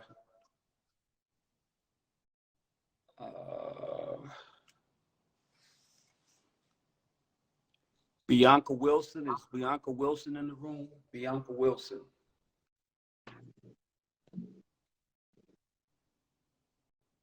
I didn't even think I was getting on here. Hi, y'all. What's up, Bianca? How are you? Where you calling from? I'm from Baltimore. Hold on. My name is Take Bianca. your time, Bianca. Get settled. Because find a place and get settled. We got time. Okay, good. Thank you. Thank you. Okay, I'm settled. How you doing? What's up? Hi, What's y'all. up, Bianca? Hi, Rich. Hi. I'm new to the show. It's my first time joining in. From what I hear, it's about relationships. Come on, Nugget. From what I hear, it's about relationships. So we have questions. We're asking questions, right? So when is it a good time to really get to know, like, say if it's let me put an example for it. Say if you're coming into a relationship and the person has children, okay? When is it a good time for you to introduce your children to your partner? Good question. We've answered that question before, so I'm gonna give you the. No. Oh, on today? I'm sorry. I'm just saying it's a common question. Is what I mean by that. I'm gonna keep it 100. It's all about. Where'd you go? Oh, you good? It's all about the comfort. Yeah, I'm good. I'm listening. Honestly, it's all about your comfort. It's your baby. It's when you decide that you're comfortable with that person enough that you want to bring them around your child. How that person makes you feel, where you feel like you are in your relationship, where you guys are in terms of your communication. I don't think that you should bring. I don't think that people should take that lightly, bringing children around or bringing men. In your case, men around children. I don't think people should take that lightly. I think that should be something that should be almost like once you feel like you're cemented in your relationship and comfortable enough around that person that you can bring your child, who you are supposed to protect at all costs, around someone, then you have to make that decision. But it's not a decision. It's not a one size fits all. Some people will bring them around in 2 weeks because they just feel good. Some people will wait 2 months because they just feel like, I'm not that serious about this guy, and I don't want my kid around somebody or multiple dudes, and I don't know how long this nigga gonna last. It could be something as simple as that. Sean? Okay, you done, Rich? Yeah. Oh, I'm sorry. What's your name again, ma'am? Bianca, you coming in from where? Okay, shout to Baltimore. Shout to Tank Davis. Thanks. There you go. Thanks. Okay, so let me ask you a question. Is it you who are dating with children? Do you have? You are. No, I'm engaged. Engaged. So that means your fiance has met your children. Okay. Of course. So you're asking this question why, if you don't mind asking. I'm asking this question because a friend of mine had this question, Okay, and we go were ahead. sitting here listening. Okay. So I'm asking the question, and what my response was, if you want to hear that, what my response was is when I'm comfortable, when I feel safe, then I'll introduce you to my children. I'm not going to introduce. I'm not going to introduce you to my children if I'm second guessing you. Now, I also say that because I'm in a same-sex relationship. I'm engaged to a woman, but they still have a father, and I still value their father's opinions. I still value his viewpoints on how we supposed to raise our girls. Now, we have our ups and downs, but it all solely depends on if I'm comfortable, if I feel safe, if I know that this is going to last. If I'm just out here playing around dating, no, you're not meeting my kids. Here's my thoughts. Does your friend want to get on the live with us? No. You sure? I'm on here. Okay. I'm positive. You know, we had a talk about Steve Harvey earlier. Hold on, one of y'all's phones is Rich. I don't know if it's you, but please, like one of y'all's background noise is nuts. All right. Steve Harvey wrote the book Act Like a Woman, Think Like a Man. And in his book, if I could remember correctly, he said, if a man didn't ask you to meet your children in the first 2 weeks, he's not serious about you, right? And if anybody on this live can go and research, but I think I got it right, but there's literally a chapter in that book where Steve said that if a man does not ask you to meet your children in the first couple of weeks or the first couple of dates, he is not serious about you. So with that being said, again, me and Rich have been talking about Steve Harvey all night. And as a black man, as a businessman, I have great respect for him. But as a relationship guru, I think that his advice sucks. Yeah, I wouldn't agree with the 2 week situation. I love him. Don't get it twisted. But certain things it worked for him. That doesn't mean it's going to work for No, everybody. nigga. Like, I'm sorry for calling you nigga. But here's the deal. Yeah, like, You call me a I'm nigga? so sorry. Like, this Steve, because Steve Harvey got me hot tonight. Like, this dude, his advice is so terrible. And I wish I had the audience that Rich and I had the audience that he does, because he has this huge audience and these women are taking his advice as though he's giving them good quality advice, and it sucks. Truth be told, the kid should be the last thing. That like when you're dating somebody, that is the last piece of the puzzle that gets brought into the situation. I don't care. You and Rich said when you're comfortable. I don't know if I would use that word, but I'm a man. I'm a man, and I'm a real man. When I was out in the world dating and women had children, I don't even want to meet your children because I don't know if I'm going to be around with you. I don't even know if you're the one. What the hell I want to meet your children, get in their life, have them see mommy with a new man, and I'm not even sold 100% on you.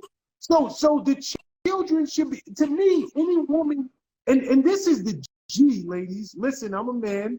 Richie's on here. He'll tell you. That's the G. A nigga will be like, I want to meet your children. What the hell he want to meet your children for? Half the time, a nigga don't want to meet his own kids. Nigga be like, that kid ain't mine. What do you want to meet yours for? But he knows that that's what women want to hear. He knows that women, when they hear that, they think that he's more serious than what he really is, and he can get the box that much sooner because they think that he's about his business. He want to meet your children.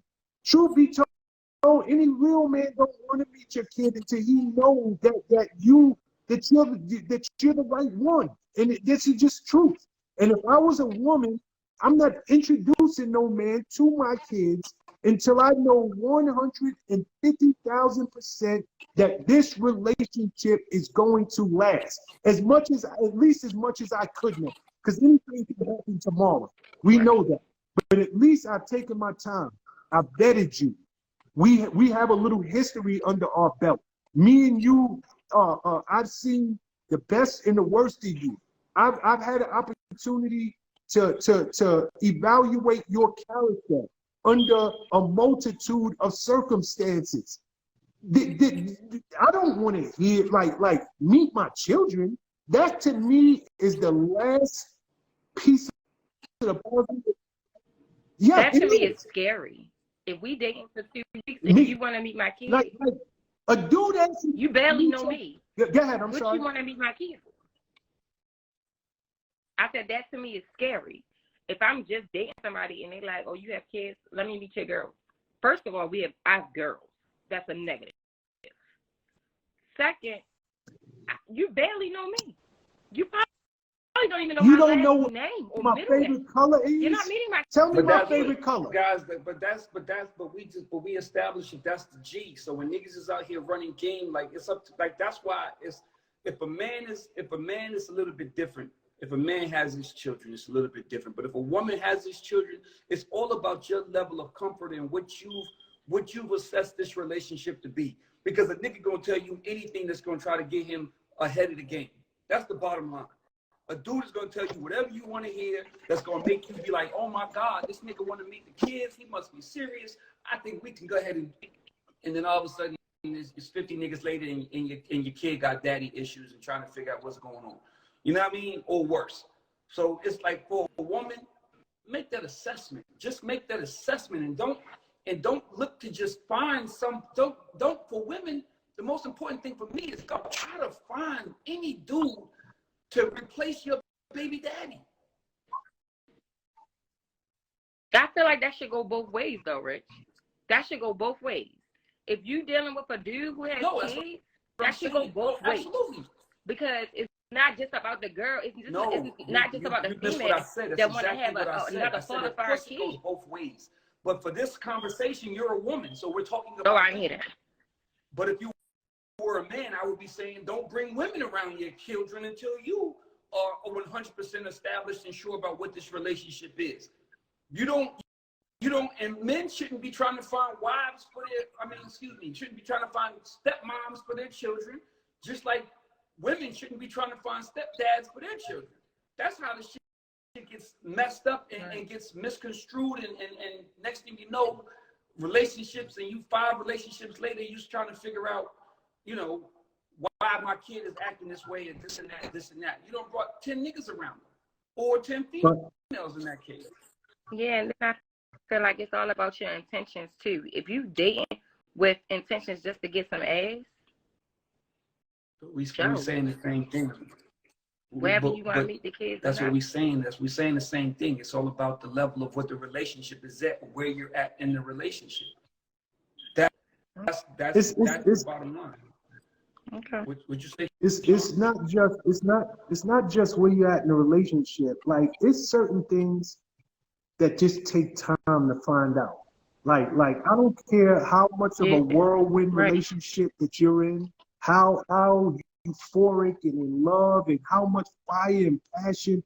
It's certain things that it takes time to find out. And you have to be willing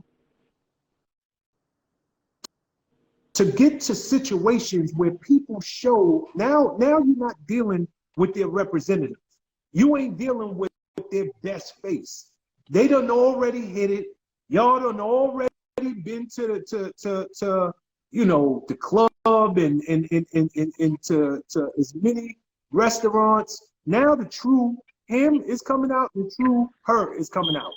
And then you will have the opportunity to evaluate them based on the character that they show you under extreme circumstances. And if you don't brought your kids into the mix too early, now it's not just about you getting out, but now my kids got an attachment to this man. But because I rushed them into the situation, I didn't know he was really like this. And now I got to pull out, and my kids, they like him. And so I would tell anybody, if a man is rushing to introduce you to his kids, watch out. If a woman is rushing you to meet her children, that is a red flag, red flag, red flag. I think, and I stand by this, and I say this every week on our show, kids are off limits. They are the last piece of the puzzle. And I don't care if you dating this nigga for 2 years. If he's not worthy to meet your children and you're still unsure, he does not get that privilege. Because I'm not putting my kids in harm's way for no nigga, period. But thanks for calling in, Bianca from Baltimore. I appreciate it. All right, See you. baby.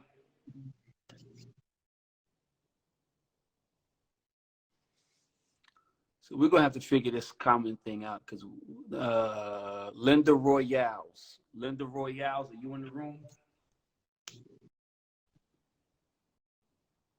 Linda Royales. Hello. Hi, how are you? Greetings, gentlemen. What's up, mama? What's your name? Where you calling from? My name is Linda. I'm from DC, but I'm in Baltimore as well. I want to Damn, we say, got a lot of DMV today. how you doing? I was sent the live, and I appreciate what I'm hearing. I want to say hello, Richie. Thank you for having me. And greetings, Sean. Thank you.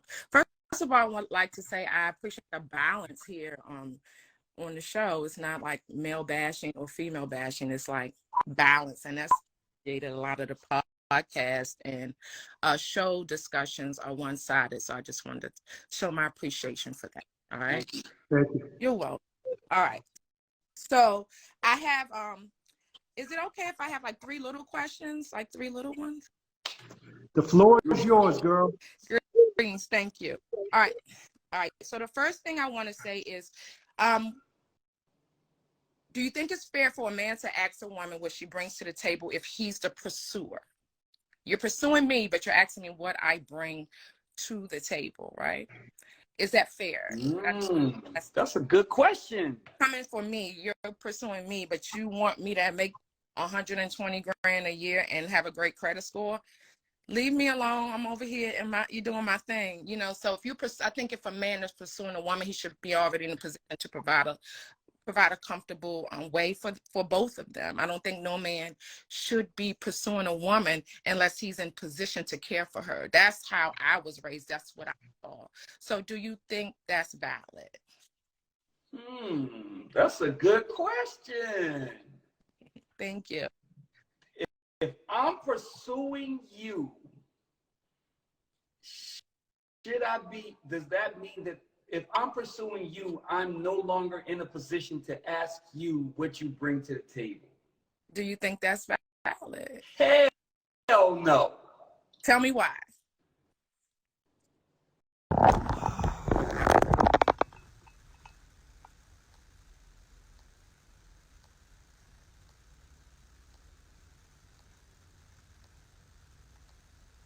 Sorry again, guys. Somehow I think this is a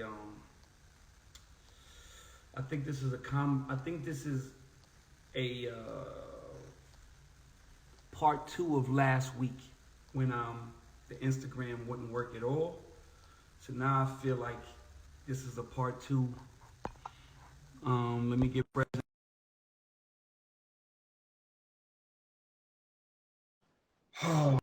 Oh man.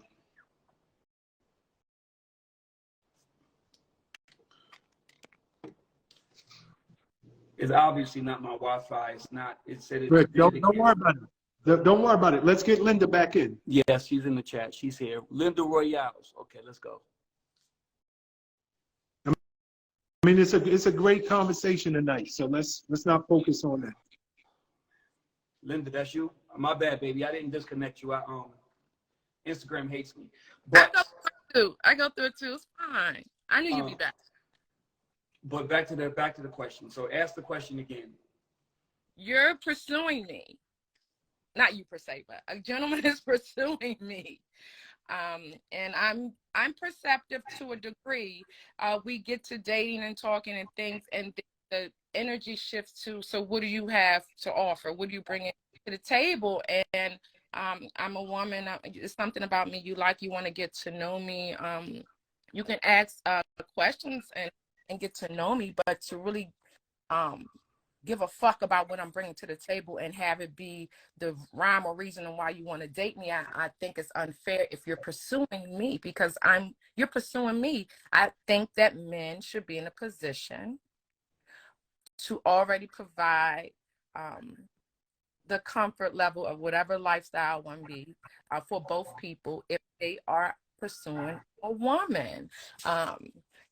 I was raised that like a man didn't go and pursue a woman unless he was ready to take care of her. And it's not just... Okay, so before you go any further, define pursue. Is this a relationship that you've already been in? Do you guys already know each other? This is initial. Initially. Okay, so you ready for my answer now? Or you got any more dialogue? I'm dying to hear both the gentlemen's perspective. All right. I think you're absolutely crazy. Okay, so let in the most respectful way. Like Sean is laughing, but in the most respectful way. I can call words, but let's go. Let's go. First of all, if you're saying in the pursuit of, it means that you guys have been dating, but you said no, this is initially. So for me to ask what you have going on, what are you about? It's almost like, it's like Sean gave an analogy of stocks. So I'm gonna give the analogy of cars. If you walk into a car dealership and you see a pretty old car sitting over there and this looks beautiful and it's this red car with this beautiful interior, you ask the guy, what does this car do, man? What's the horsepower? What it got up under there? Maybe it's for me, maybe it isn't. But based on what I'm looking at right now, it's just an attractive car. It's an attractive car that looks amazing, but I don't know if I can hit a pothole. Is this shit gonna be high maintenance? Can I even afford the oil changes? What is all going on with this car? So what is wrong with somebody who meets you and let me take it one step further. I might be able to afford all the hangups with this car, but who says that I want to?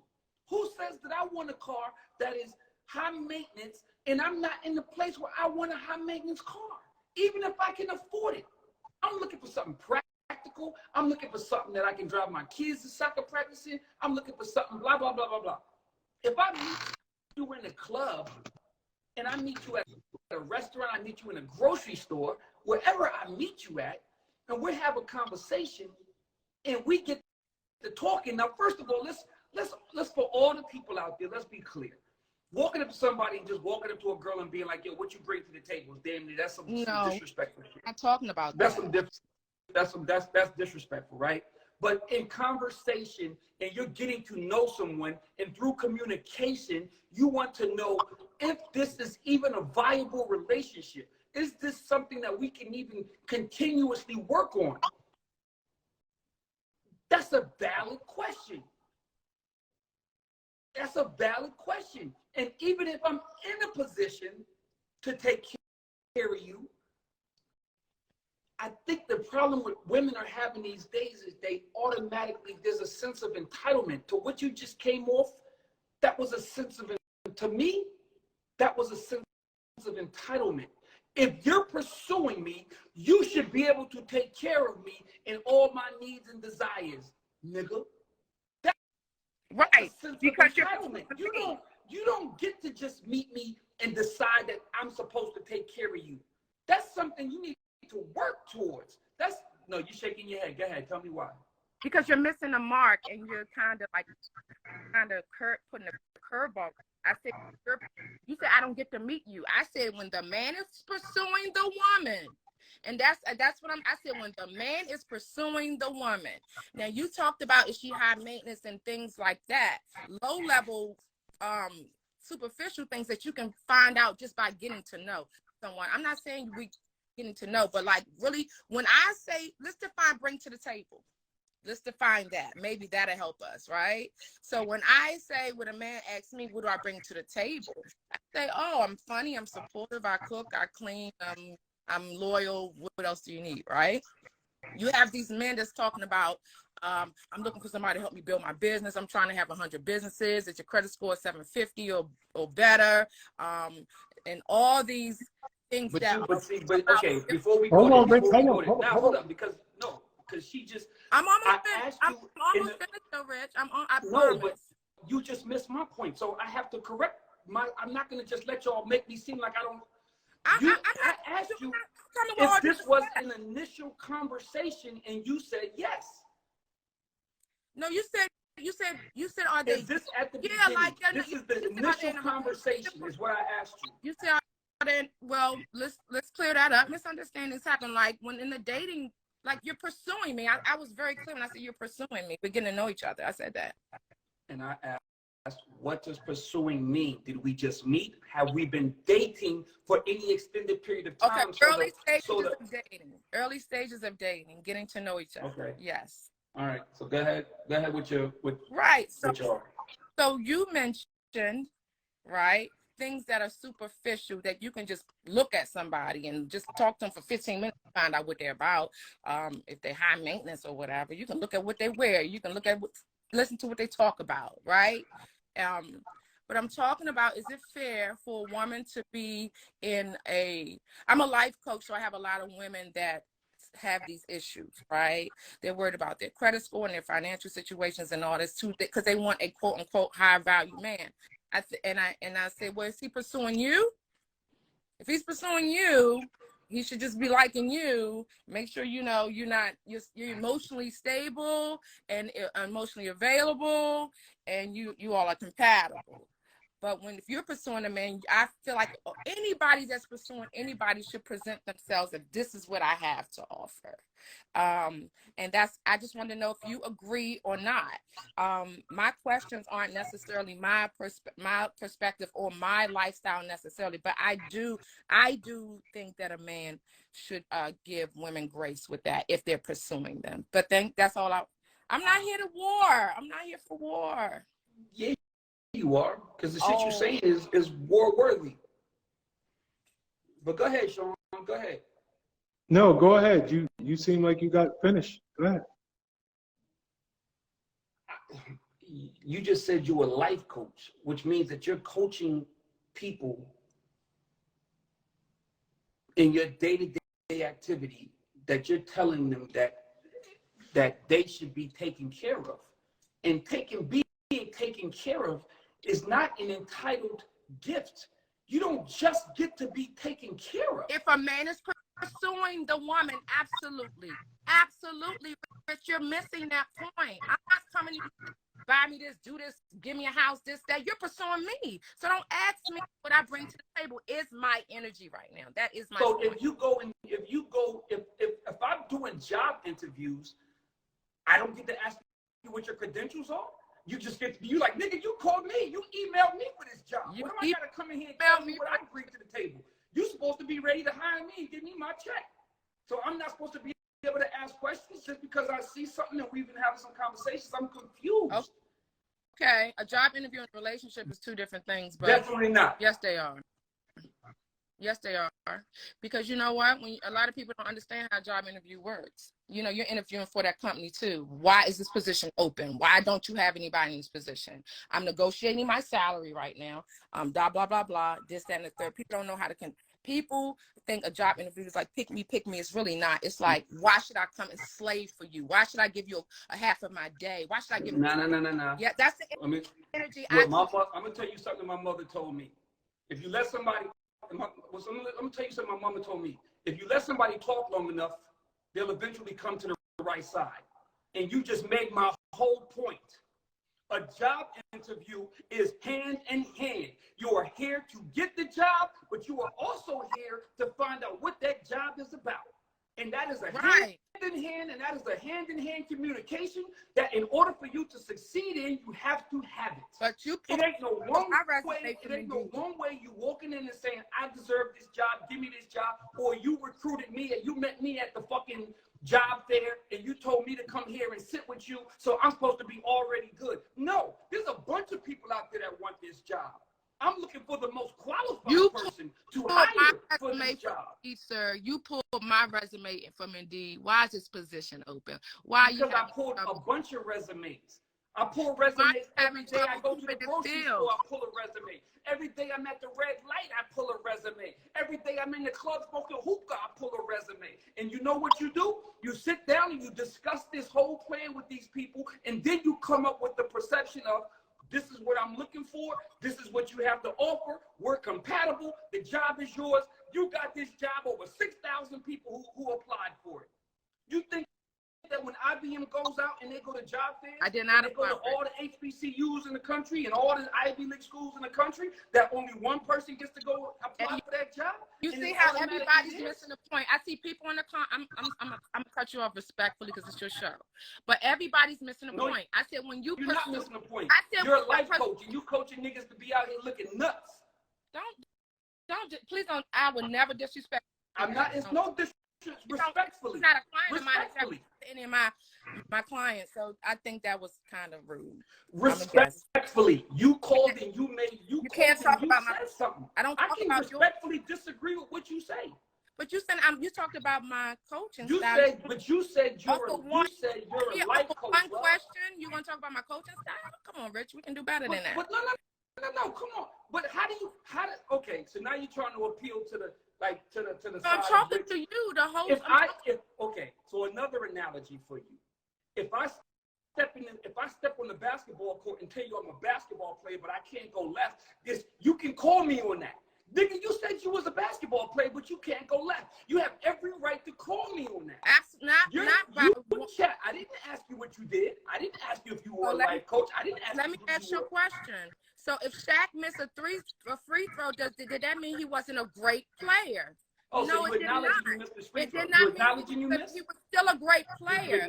So by my one question, wait a minute. And you micro, I'm macro. You go micro, I'm macro. So there's a difference.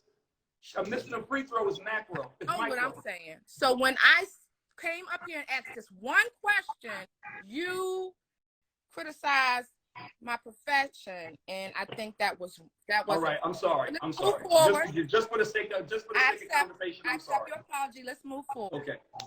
So now go ahead and tell me why you. That's wonderful. I'm talking about the pursuer. Even if I want everybody to remember the pursuer, the person that's trying to get that person. I should not have put pressure on you, Sean, if I'm trying to get you. I shouldn't say, Sean, you need a house. Sean, you need a car. Sean, you need to make over 200,000. I shouldn't do that to you if I want you, Sean. You know what I mean? I should see that we are compatible and you're emotionally stable, and I'll take it from there. If I'm coming for you, that's just my perspective.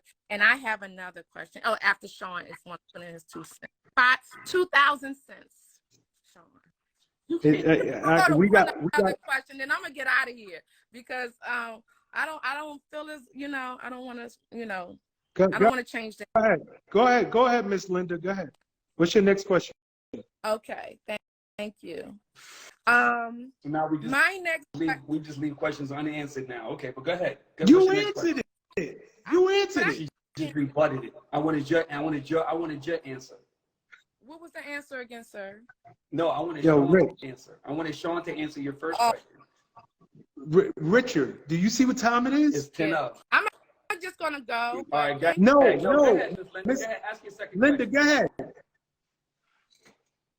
Okay. Go ahead. Damn, Linda, you lost the battle. I don't lose battles. I'm sorry. Oh, okay. I'm so sorry, sir. All right. I don't lose battles. What's your next question, Miss Linda, please? Sean, I'm coming right now. There is an increase in black men killing their baby mamas and wives and girlfriends. Why do you think that's so? I know the answer. I just want to know what y'all think. Can we answer that next week just so we can get another call in? Absolutely. Thank you so much for having me. Thank you, girl. Linda. Good question. Next time you pop up in the chat, come correct. You know you're wrong for that. You know you loved it. Anyway, bro, Sean, don't be in here trying to be nice to people and all that shit. How am I being nice? We got 10 minutes and all you want to do. I know you don't agree with that girl. Does it matter? We got 10 minutes and you just want to. Go ahead. Hey, y'all. I wanted to talk to this woman so bad. Rich, you get on my. I was trying to get in the room. Okay, get her back in, and y'all can end the night. Get her back in, Rich. It was Miss Linda. Linda, hit the thing again. Hold on, SB. She ain't in the room. But go ahead, SB. Go ahead. No, if I see her she's pop in the room, Rich. Everybody, she's not in the room. tell Linda to get in. Linda, if you're still here, Linda, you can come into the chat. Linda come back in. So from Baltimore. So I only agreed with her half of the way. In terms of if a guy's pursuing you, he should be prepared for you. But the way she worded it made it seem like you don't have to do anything. And this principle is based off of like old, like you guys were saying earlier, which I do agree with, an old school mindset. Steve Harvey's opinion is very dated, but the way she worded it made it seem like a woman doesn't have to do anything. Like when a man asks what you bring to the table, cooking, cleaning, being a partner, a helpmate. The Bible says when a man finds a wife, he finds a good thing. And the Bible also speaks about the Proverbs 31 woman. So it doesn't mean that because a man is pursuing you that you don't have to do anything. No, you have to do something. And when he's asking you what you bring to the table, he's trying to find out if you can be a partner. And that contribution doesn't always have to be financial.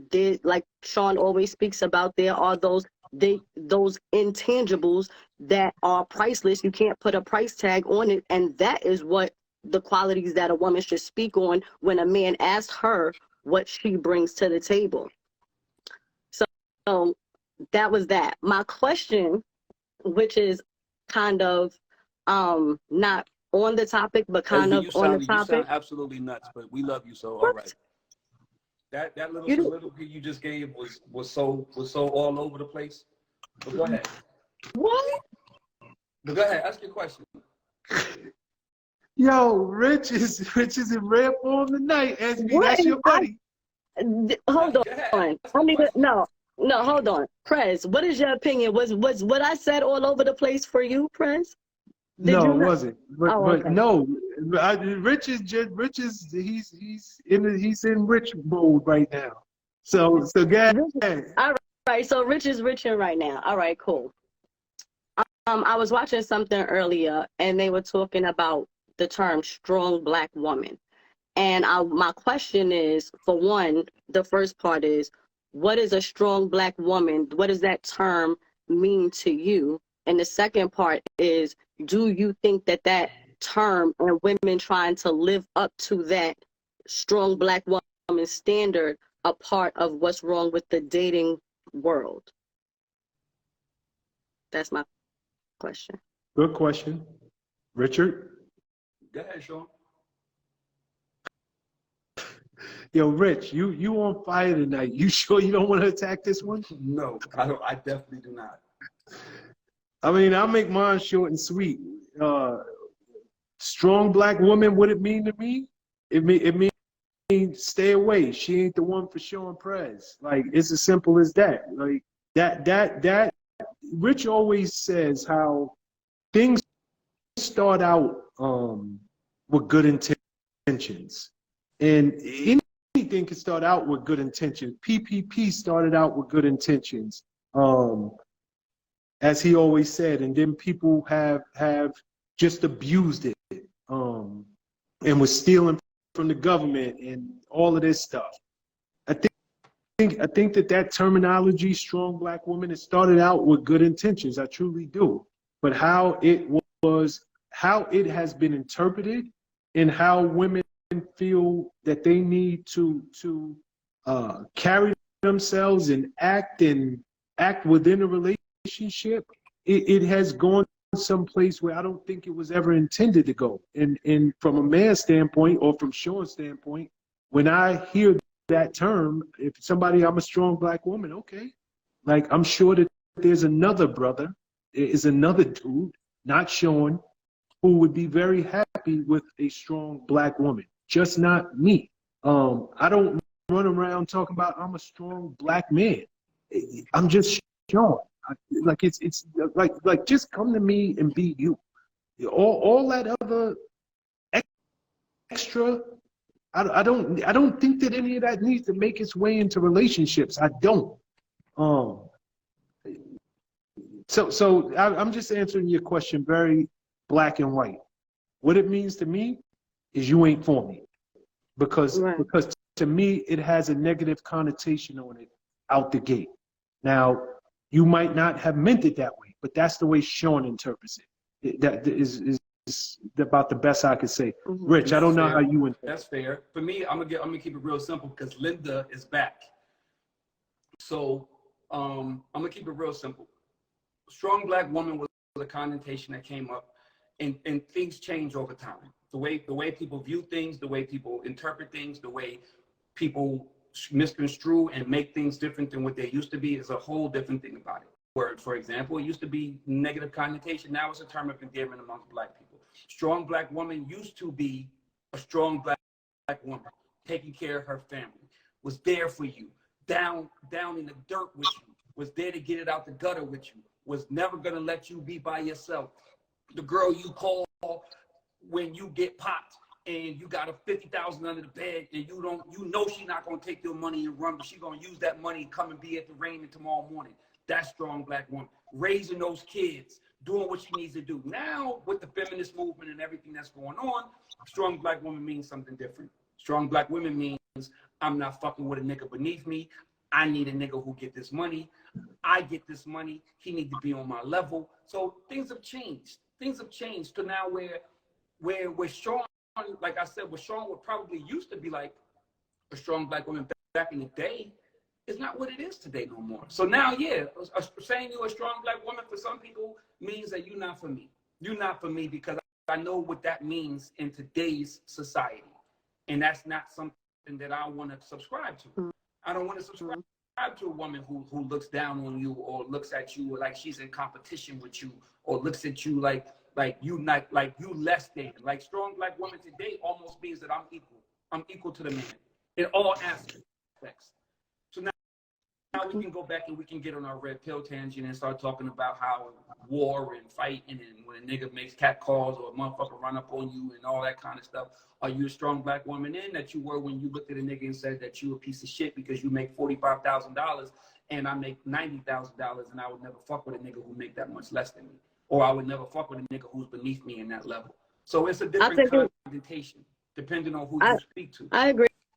I think it took on a negative when they made it about finances. I feel like the term strong black woman actually takes away black women's ability, and it takes away the space for them to be vulnerable. And they don't have a space to be where they rely on another person for what they need. So I totally agree. But the reason why I agree is for the financial aspect of it that you and Sean delve into already, but also in terms of just a woman being able to be vulnerable and being able to be emotional and not seeing it as a sign of weakness to be in that space. Just stop there for a second. Right? I know we just let Linda back in, but I don't look at quote unquote a strong black woman having anything to do with finances and what I got to bring to the table. Like I can only tell you me. That's it. And then we'll kick it over to you and Miss Linda. I want a woman to be a woman. Like when did that go out of style? Like that with the connotation that a strong black woman. Like I like sensitivity. I like my woman to be vulnerable and be a flower. Like nigga, if I wanted to be with a dude, I would be with a dude. Like the whole strong black woman thing has taken on something completely different, where a woman is no longer willing to show that feminine side. You know, and I just no, I don't feel like I don't want to be in a relationship with somebody who is not willing to be vulnerable, is not willing to open up, who thinks that showing emotion is showing weakness. Like that's corny. To me, like get over yourself. So like give me a woman. Give me a flower. It's as simple as that. I ain't got no problem being a man, but I damn sure want me a woman. If I wanted a man, I would be one. But SB, I know you wanted to get in and talk to Miss Linda. Now she's chilling.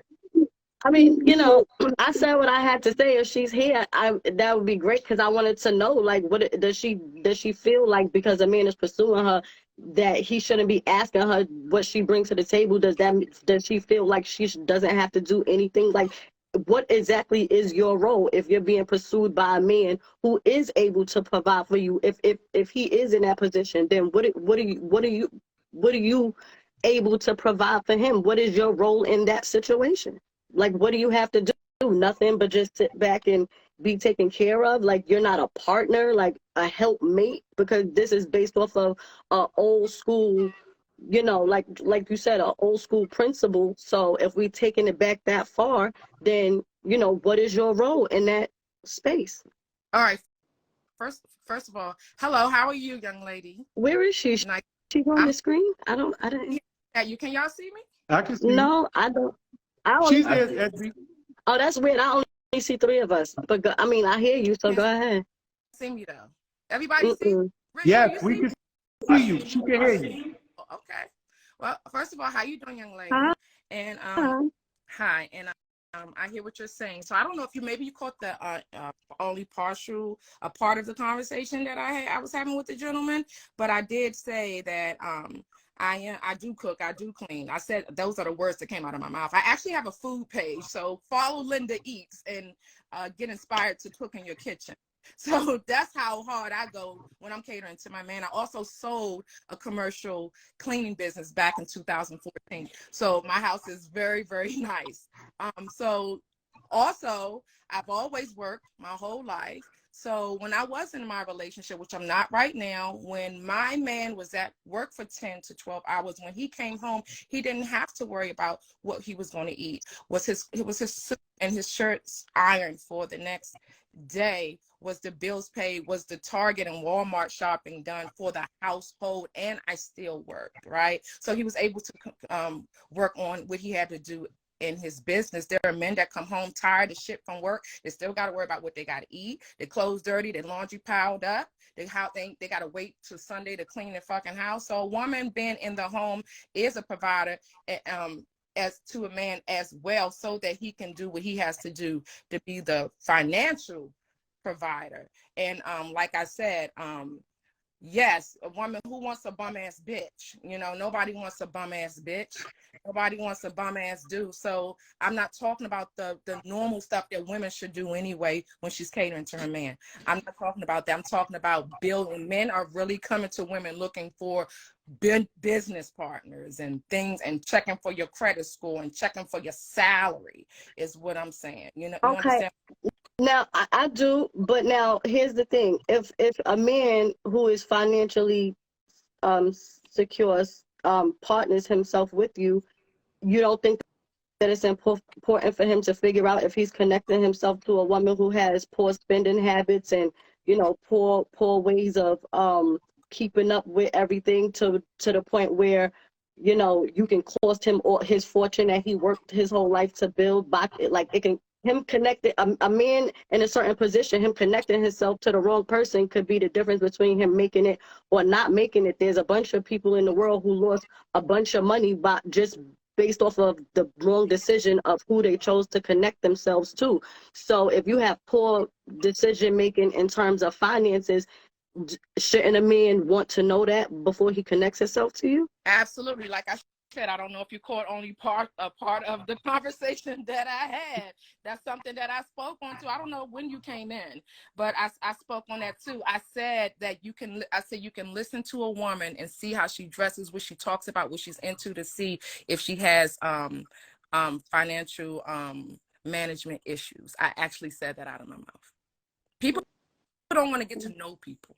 People don't want to get to know people. They just want to say, are we living together? Are we getting married? Blah, blah, blah. People aren't paying attention to the things that really matter. Because if someone respects you and has a great character and morals, and you pay attention to how they move, all that other shit we crying about is going to fall right into place. You understand? Oh, I'm going to help you with your dream, but don't come Yeah, asking but I me. mean, what about being? But I mean, that's all good too. But are you affectionate? Some men are not looking for a business partner. Some men are looking for. Wasn't done my statement, and I didn't cut you off. Go, All right. go ahead. Thank you. Go ahead. Go ahead. No. Oh, I just want the same respect because I allow her to finish. That's all. And she made me forget. But so go ahead. Well, I apologize for making you forget, but I mean, I was just saying, like, all the things that you ran down are all good qualities and all, you know, good things to bring to the table in terms of a partner, but you didn't mention loving, affection. You didn't mention that you were nice. You know what I'm saying? Compassionate. You know. I said supportive and loyal. I did say that. I don't know where you were, dear.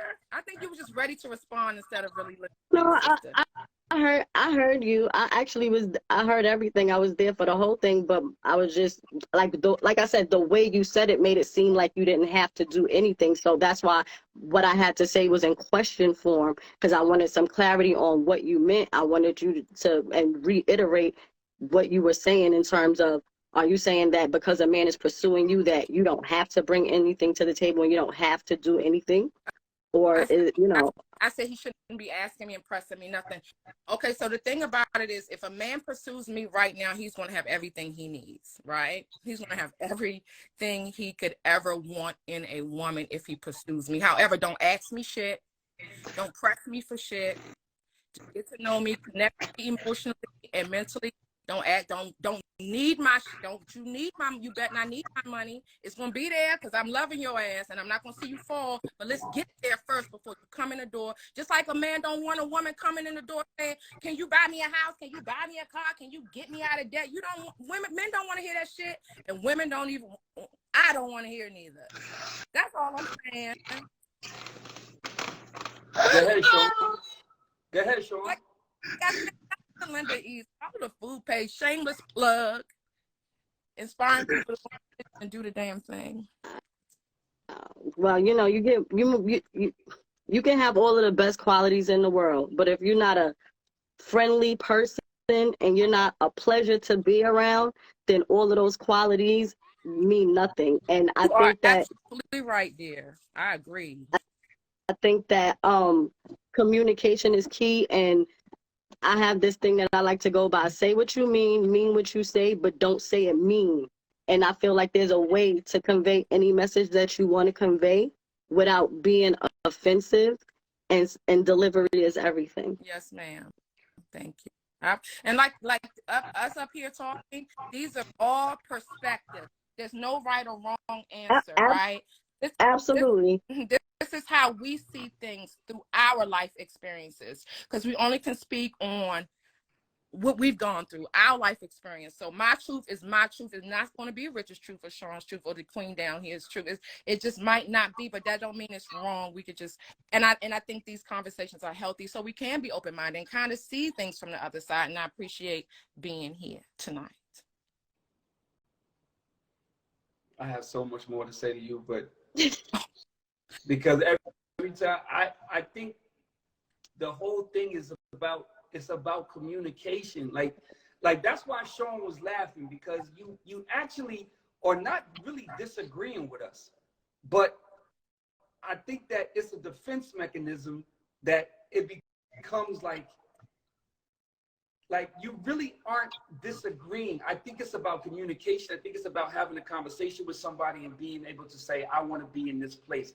But then it becomes, then you be like, well, nah, nigga shouldn't ask me for nothing, blah, blah, blah. This, like, but it's almost like you agree, and then you be like, nah, I don't agree. And then you go off, because it's like, all it really is communication. And if a nigga's asking you something, it shouldn't be a defense mechanism to get to the point where you like, nah, nigga, don't ask me nothing. What you mean? You don't ask me. I'm a gift, but in the same breath, you saying all the things that you have to offer. Yeah. But don't ask me shit. Get to know me, you'll get it. Be solid, be loyal, you'll see what it is. I just think that when women, I think that when women have been checking off boxes for so long, we become less tolerant of certain things. And so when we are of a certain age and we're still dating, sometimes the normal conversations that should happen when you're dating just comes off as some shit that you really don't want to deal with. Like don't ask me that. But kind of should, it's a valid question. But you know, we get irritated and less tolerant of things the older we get, and the dating pool has pee in it. So let me say something else you spoke on. What's your name, sweetheart? Asby. Okay, I'm Linda. You said what I said may have like an older like mindset to it, right? And no, but the whole conversation is like Steve Harvey. It was based off of Steve Harvey's soundbite, and I have it posted on my page. Yeah, it was a dated opinion of his, so the whole conversation like spun from that. Okay. Oh, okay. So the Steve Harvey soundbite, I actually look, it's Rich up there about to die. I actually posted it on my page, a part where he said, men, how you gonna live without a woman? Women are everything. And that was the only part that I put up there, because I feel like men, and I love my black men, please don't get me wrong, I love them. I got 5 boyfriends, but I'm joking, but let me say this to you, but I love my black men, but let me say this to you, we are losing love. Miss Linda, this is going, if you don't mind, because I got to get up out of here. So Fred got it. Y'all asked me to come back, so let's be clear. Miss Linda, relax. Just whatever you're gonna say, let's cap it there, if it's okay. All right. I would like to say thank you for having me. Shout out to the live. Finish your point. Oh, I was just saying that I think that we should get back to loving each other. I like these types of conversations where we're not straight up bashing each other. I like that. SB? Same back channel. No, hold on. You know something? We're gonna let you close it out. Rich, go ahead. Do your final thing. I'll do my final thing, and then SB closes out. Is that fair enough? Yo, once again, it's Wednesday. You know what I'm saying? Linda got a little spicy in here tonight, but it was a good conversation. We had a good time. It's all in for the sake of relationships and understanding. So let's leave it at that. It's all for the sake of relationships and understanding, and everybody's not going to always have the same opinion. So with that being said, thank y'all. We had a great night. I'm sorry that Instagram hates me, but we'll be back next week to do it again. Wednesday, 7:30 p.m. Eastern. Same bad time, same bad channel. Sean, SB, Linda, y'all go ahead. Tune in, turn up. Hold 7:30. on, Edwy, we gonna let you end it. Everybody, this episode will be across all streaming platforms tomorrow. So if you listen to podcasts on Spotify, YouTube Music, Apple, whatever it might be, this will be up tomorrow. It will also be on YouTube if you want to watch the video of it. Please do us a favor, go over to our YouTube channel. It's the official Boys Club. Just type in Rich Dollar Sean Prez. It'll pop up. Please subscribe to it. Support it by sharing this. If you know anybody who enjoys these types of conversations, please share it with your friends. With that being said, with that being said, did y'all catch that SB said the dating pool has put P in it? But I'm going to turn it on over to SB. You can close us out. And Miss Linda, I truly enjoyed, like, real talk, you got to come back because I enjoyed you. I enjoyed Like your I perspective. felt like I didn't want to switch the energy to anything No. negative. I was. I like negativity. I want love and hip hop, baby. We good. Go ahead, SB, close us out. You know what it is. Best relationship conversation every week, 7:30. Tune in and turn up. Out of here. 7:30 Eastern Standard Time, Eastern 4:30 Standard Time. Pacific Time. SB, Sean, Linda, Yes. appreciate y'all. Next week, Wednesday, we do it again, y'all. Yes. Later. Great show, guys. Great show.